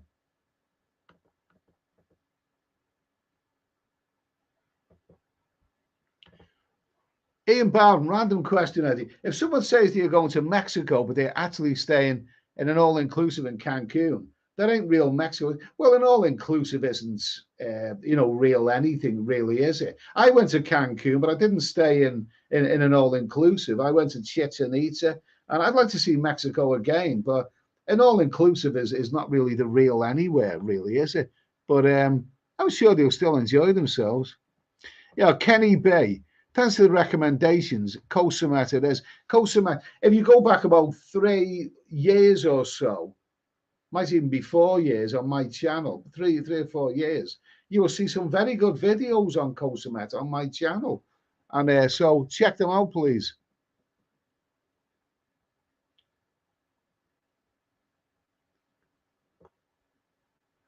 David Coleman, there's no reason to be homeless in Canada. The city's an expensive to live. I'm just outside of Toronto now, okay? And it is an important point. Kippo Mahma.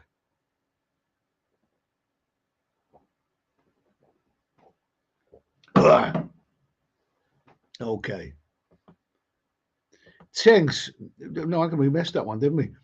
It's always easy to stop drinking when the weather is cold, but much more difficult when it becomes hot or you go on holiday. Yeah. I'll cross that bridge when I come to it.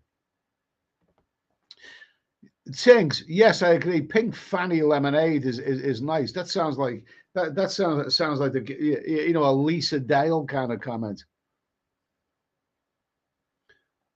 Let's see. See, nowadays a lot of beggars are flat and get benefits. Yeah, absolutely.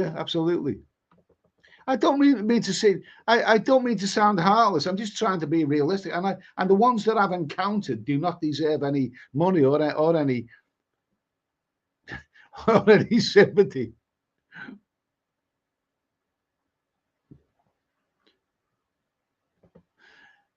Alcohol free beer is not crap anymore. Okay, fair enough.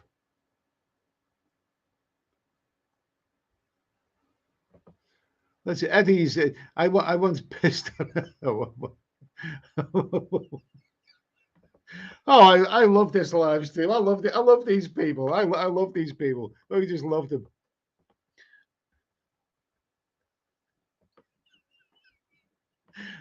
Okay, okay, okay. Oh my god! Oh my! Oh my god! Oh my! RJF, I'm not hating on Holmes, but if they're caught committing a crime, throw them in jail. If they repeat offenders, straight to capital punishment. My sympathy is always with the victim. You know, if I seen a big issue, if I seen a big issue, man, and I recognise them, there's the bastard who burgled my house a year ago. I'd be tempted to go up there and say, "You selling a big issue?" And if he offered me one, I'd boot him in the bollocks. Yeah, that's what I'd be tempted to do. Capo 17. Yeah, but I'd ask for my TV back.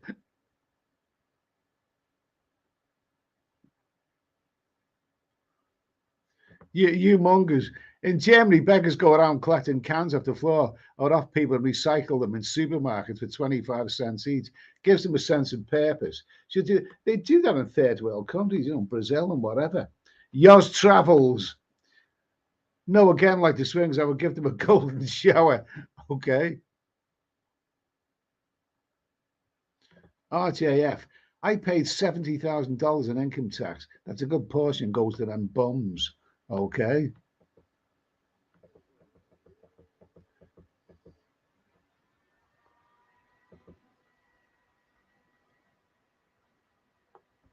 Yogi Bear.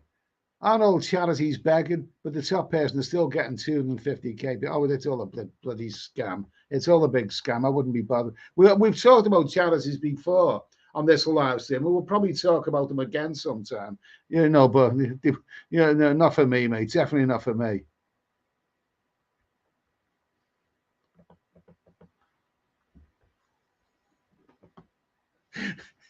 David Coleman.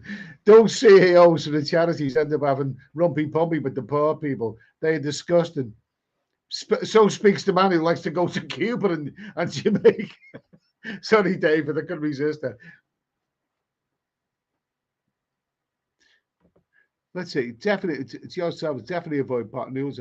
Huge amounts of saturated fats, worse than bacon and sausage. Oh well.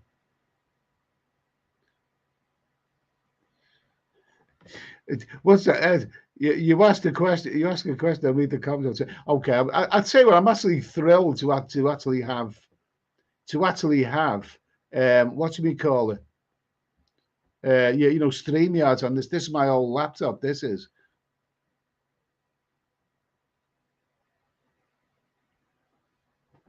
Harry Holt. The homeless should be rallied up and do litter sweeping around areas that require such as highways. They're in the right state. Fly tripping, okay? Yeah, well, this is what the government's suggesting, aren't they, with antisocial behaviour? Round the bastards up and make them go and pick the litter up. And I even heard suggesting they should be washing police cars and all kinds of stuff.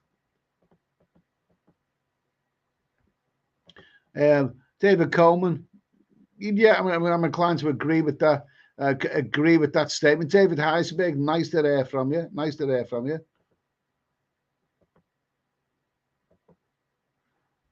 Sean the Prawn, Eddie, you have a massive bleeding heart. Next time you go buy a pot noodle, you should buy another one and raffle it all. Okay, well, look, that'll be twisting a knife a little bit. Okay, so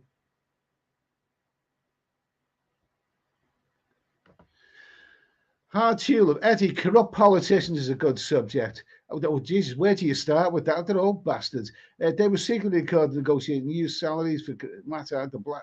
Yeah, yeah, they're all bastards. Eddie.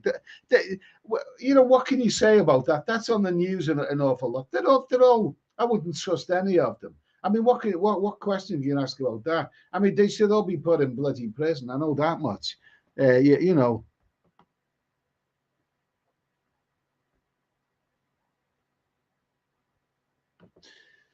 Yogi Bear, Ed, should MPs be stopped from taking extra jobs? Well, I think they should. I think they should. This is not a political show. This one, we talk about a variety of things. I mean, you get too much of the politics on on the TV channels, but I think it should certainly be capped because being a politician requires commitment.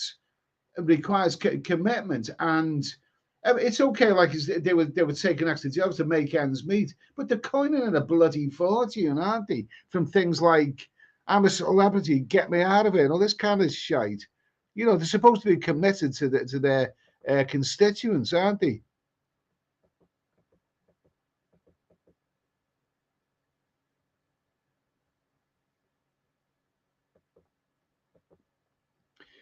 Ian Bowden, how can this happen with modern technology? The other day, I packed my bag with Tesco's grocery and walked home, forgot to pay. Seriously, just forgot. Too easy. Did I go back and pay? That's never happened to me, so I can't answer that one. If you went back, I mean, you might shoot yourself in the foot by going back to Tesco's because the busies might be waiting for you there.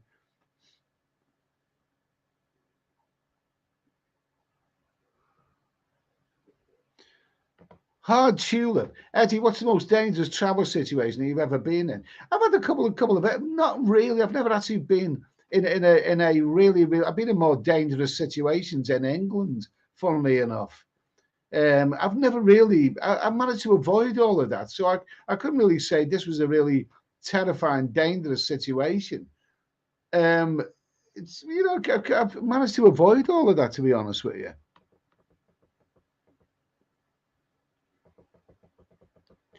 Okay. Okay. So anyway, so,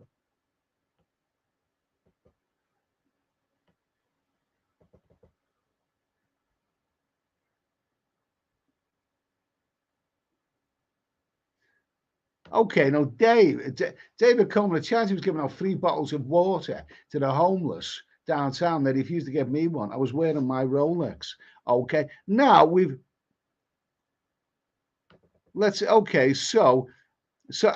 Right. So there's one more question. We've gone on for an hour and 38 minutes, But there's something else before I go to finish off. But squeaky door time again.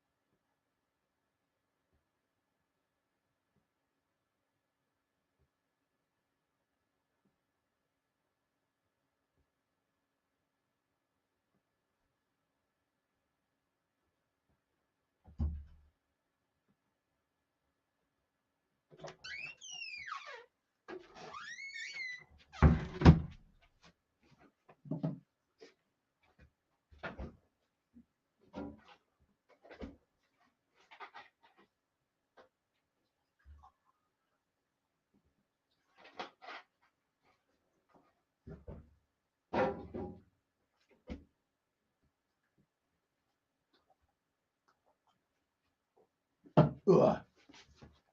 Oh, Jesus. Do you know something? I kind of like this pink lemonade Fanta or whatever it is.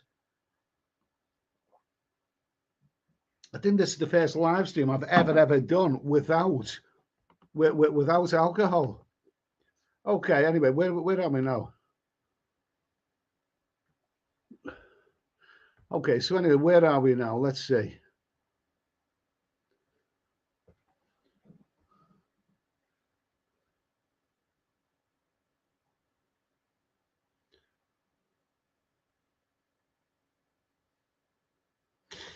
There you go, Yogi Bear. What gets me is the UK government give 10% increase to people on benefits, but offer just over 4% to NHS staff. How does that work?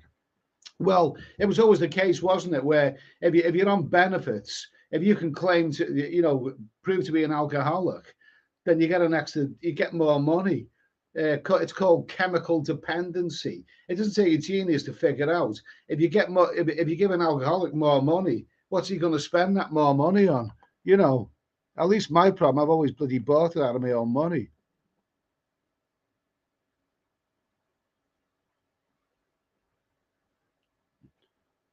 Let me see. Okay, so I'm going to finish off.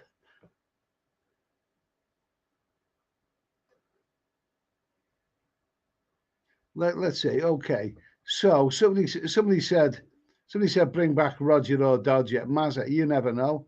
You never know. Yours travels. I never once been in a bad situation traveling. That was Mexico City. Taxi driver pulled a knife on me and took my cash and watch. I was sober and it was 10 a.m. I was 21, really tough on me. Yeah, Mexico's taxi drivers do have a bad reputation. I have heard about that. Anyway, I'm just going to do one last question. One last question, okay? Let's see.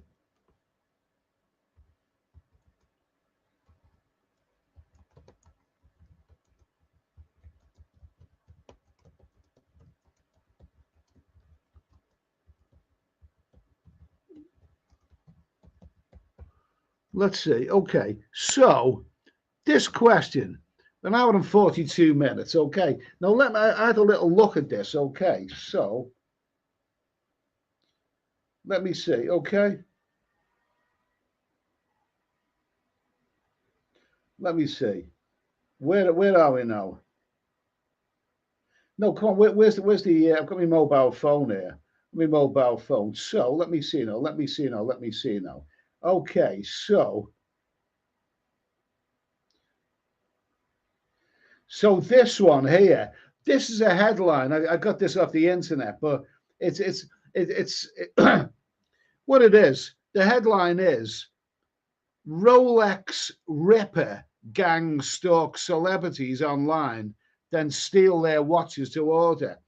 I mean, what this is Rolex Ripper gangs are using celebrities' social media pages to stalk them while wearing expensive watches before robbing them. Yeah, there's a couple of the images of the Rolex Rippers there. They're in there somewhere. Sorry, I can't upload. I can't upload videos to this one here. Where are we now? Okay. So let's see. And this is what it says here in this article. Thieves are using knives and guns to violently take the valuable watches while their victims are walking the street. Some are even stolen to order for buyers on the black market. It would have the big brands, including Patek Philippe and all the other stuff. Celebrities and the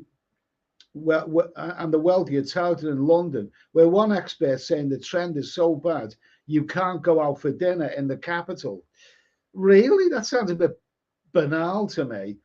And so anyway, one of the celebrities who famously had their jewelry stolen was the lovely. I've got a picture of her there, but the lovely Kim Kardashian.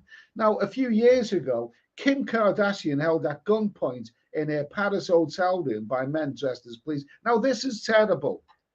I mean, the fact is, she's staying in a hotel room, and these men posed as police in order to gain access to a hotel room and held her at gunpoint. That is dreadful. They deserve to go to prison for a very, very long time for doing that. That is truly dreadful. She was badly shaken and physically unharmed. Okay. But the fact is, she was tied. The outlet reports Kardashian was tied up and locked in her bathroom while they robbed her of 2 cell phones and approximately $10 million worth of jewelry, including a $4 million ring. So it's terrible. It's very, very evil that they broke in. They posed as policemen to get access to a hotel room and then robbed her at gunpoint. That is truly evil, and they deserve to go go to prison for a very long time. But as for these Rolex people walking around the streets of London with bloody Rolexes on, is it your own fault if you get your jewelry robbed? I mean, personally, I've never owned an item of jewelry in my life. I mean, now the rightful thing is that you should be able to walk anywhere, even down a dark alley, with your jewelry and your Rolex. But come on, let's be bloody realistic about this. Let's be realistic. You know, well, let's live in the real world. Okay, so anyway, where are we now? So let's see.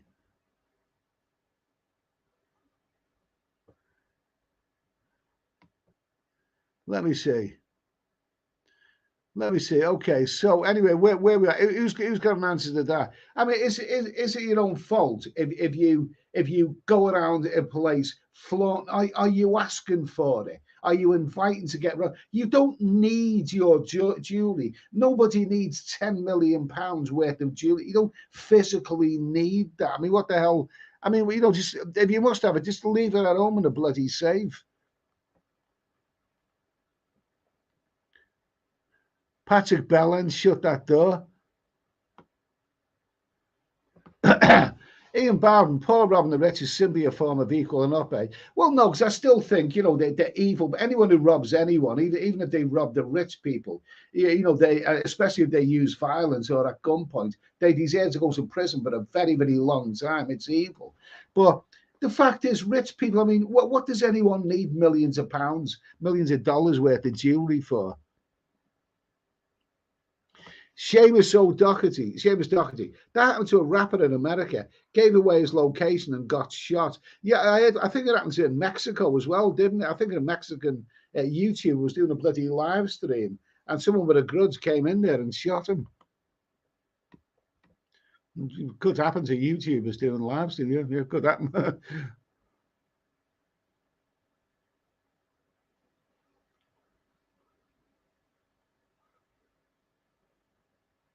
Okay, so anyway, the real Dutch Farang, $4 million ring. Lol. What does anyone need? And what's she doing carrying all these millions of dollars of jewelry from America to Paris? I mean, what's the bloody point? Why not just get a cheap fake thing and you know people are not going to spot it from miles away, are they? Yeah, you know, just say it's the real one.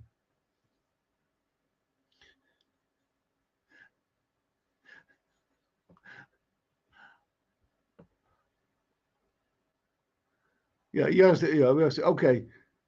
Here we go. Wanderer 299. We're golden jewels in Vegas, not Southeast Asia, when folks have nothing. Yeah, that sounds more sensible. That sounds more, yeah, you know, but I can't really see why anyone would want. I mean, what do you need a bloody watch for in this day and age anyway? Let alone something that costs an absolute fortune.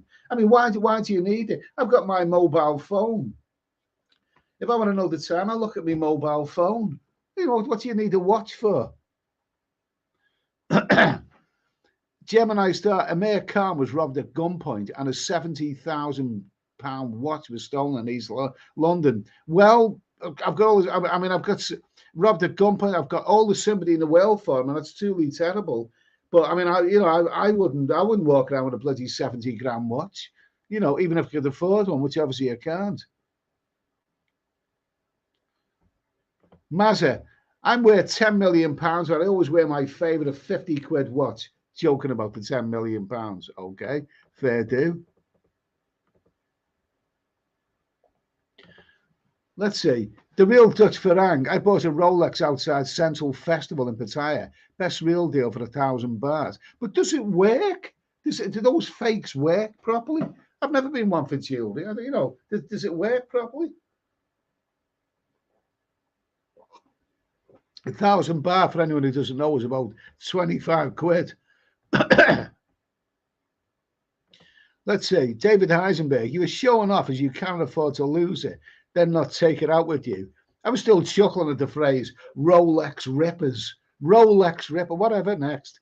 So somebody in this little office somewhere, like he writes these bloody news stories, must have come up with that and thought, yes, that's clever. I'm gonna win an award for that. Rolex rippers. It's cooler. Ian Bowden, if one had such wealth to be able to afford a watch that is worth robbing, then that person is just stupid, but then the robber is a criminal. It's a mixed up world. Oh, I don't know. I mean, any robbery that involves violence or the threat of gunpoint, the person who commits that robbery should be put in prison, no matter what.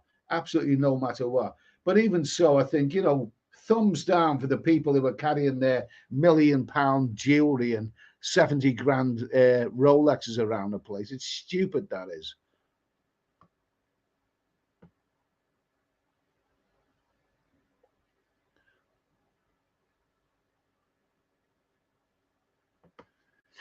McLaren, good question. Are the Indians walking down Beach Road, head at its own gold, asking to get robbed? Same, or different? I mean, it's different. Well, the thing is, I'm not so sure they're most likely to get robbed. There's usually about half a dozen of them. They're never alone, are they?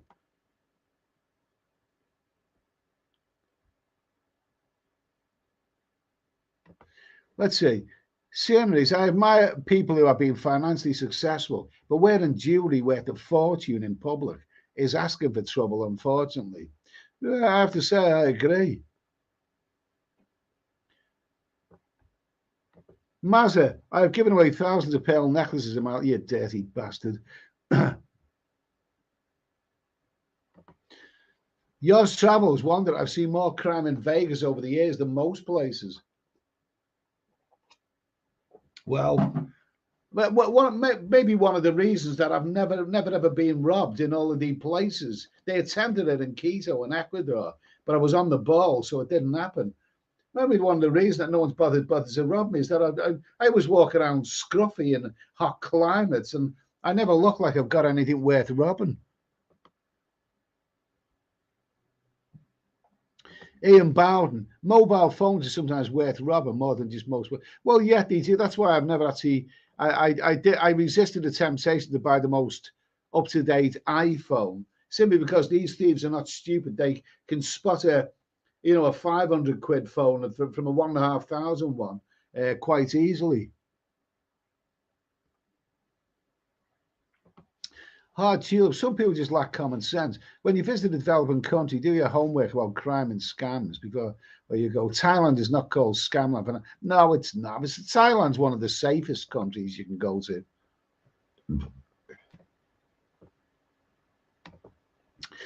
Patrick Belland. Rolex represent Timex thieves. Okay. Yogi Bear. Why brag about what you got in your life? I mean, in the case of Kim Kardashian, couldn't she have kept it up of that big, big rare end of hers? I'm sure there would have been a better place to hide it. Let's see. Ian Bowden, only a mug would pay thousands for things that tell you the time on it. I don't see the point personally. I just don't see the point.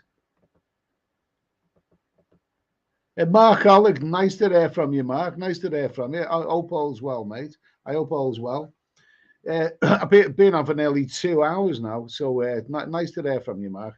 I hope you're keeping well in the Minnesota winter wonderland. I hope it's okay, mate. David Coleman, not really. I've made money on watches. Okay, good for you anyway. Seamus Doherty, that's why the rich go to live in Dubai. It's super safe. Listen, I've been watching some some of those bloody property porn programs on about Dubai, and people say, like, Dubai is, all these young, trendy, glamorous people say it's wonderful. It's so safe to walk around and everything. It's a wonderful place. I don't think that'll be the place for me because they all look like young and glamorous people there. So I don't think I'd fit in very well in Dubai, funnily enough.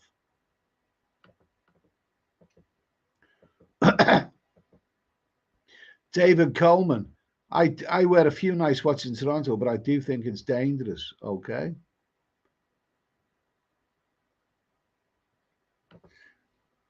London Cab Town, burglars now want to burgle you while you're at home, so you can show them where the cash is. Scum. I don't know. I think burglary is a very serious, and it should carry the highest penalties.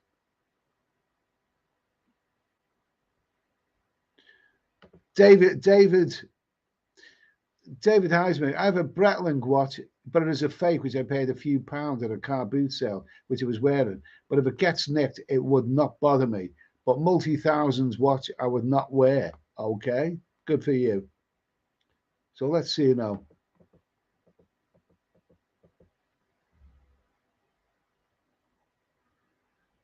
Let's see. David Coleman, London is really bad. So is Miami. You can't wear a Rolex. I remember I was sitting at Heathrow Airport, a central bus station, waiting for my coach back home.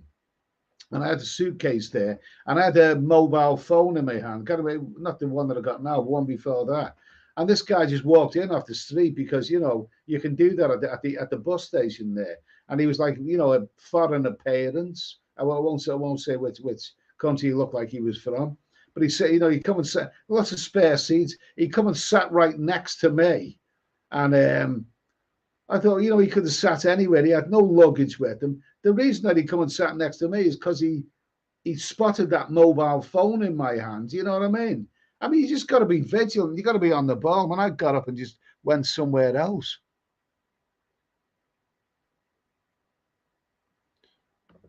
Let's see. Patrick Belland. Best way of not being robbed is to wear a Prince Andrew mask. Okay, fair enough. Alexander, how does it feel doing your drive-through, mate? Be interested in your views on the difference. How you feel? Well, it's okay. I'm enjoying this pink lemonade. I've still got a little bit of rum left, so I might have one or two of those before the night is out. We'll see. Let's see. Archie, Eddie, lots of scams in Thailand. It's up to you to make sure that you don't fall victim of them.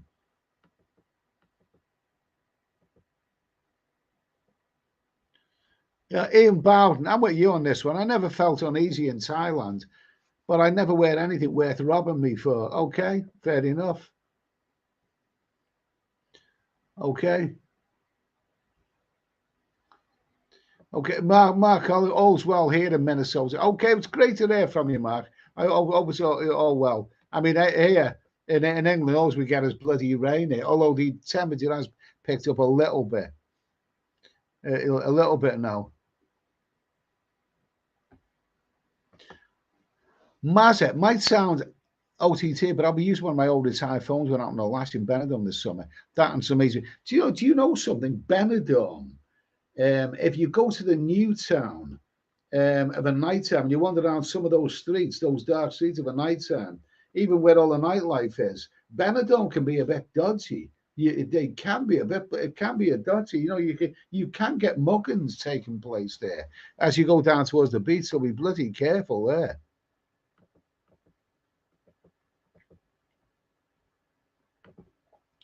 Mark USA, hiya, if you quit drinking, any chance you go to a place in Middle East with no alcohol? If I find it interesting, David Coleman, I worked hard and saved up for the nice things I have. I do have a Rolex and a Tudor. It's my life. Now I made money on gold. I repeat, it's my life. Just do not travel with them. Okay, fair enough. Fair comment. Ian Bowden, Dubai is Muslim. Singapore was my choice over two very conservative states. That's interesting. That I mean, if I manage to keep up when I'm traveling, the no alcohol, and it's every likelihood that I will be teetotal. I mean, I will travel and feel.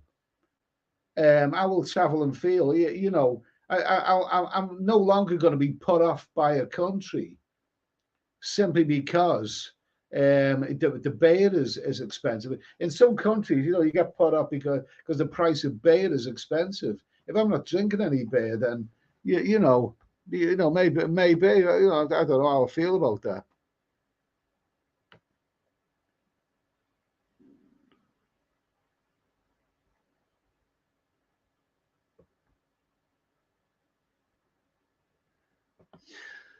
Ian Bound, did you feel like you were in England when you were at Heathrow? Oh, good old Heathrow. I mean, Heathrow's rough around the edges, but it's still not a bad little old airport. But there's less places to have a beer now at Heathrow. What I noticed last time, I arrived at Terminal 123, and I had a couple of hours to spare, but I was told if I wanted a beer, I had to go all the way to Terminal 5, and I'm not going to do that. So, but, Heathrow's rough around the edges, but anyway, Mazza, thank you for that super chat, Mazza. Nice to catch you live at a change tonight. Always listen back on the road. Cheers. Okay, well, thank you for that super chat, Mazza. That's very, very kind of you. That's very, very kind. Some of those comments up there, I'm not going to put on the screen. That one about London, whatever.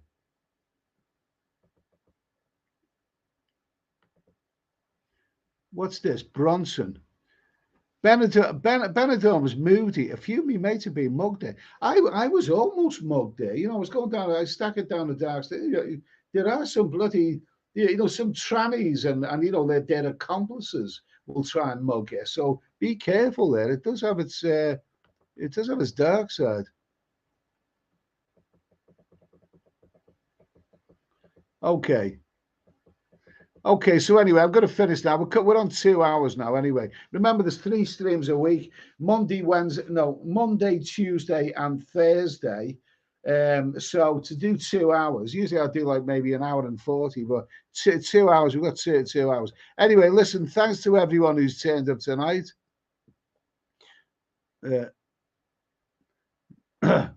Okay, thanks to everybody who's turned in. We've done 2 hours tonight. Anyway, first live stream I've ever done without any alcohol. I've been drinking pink diet lemonade.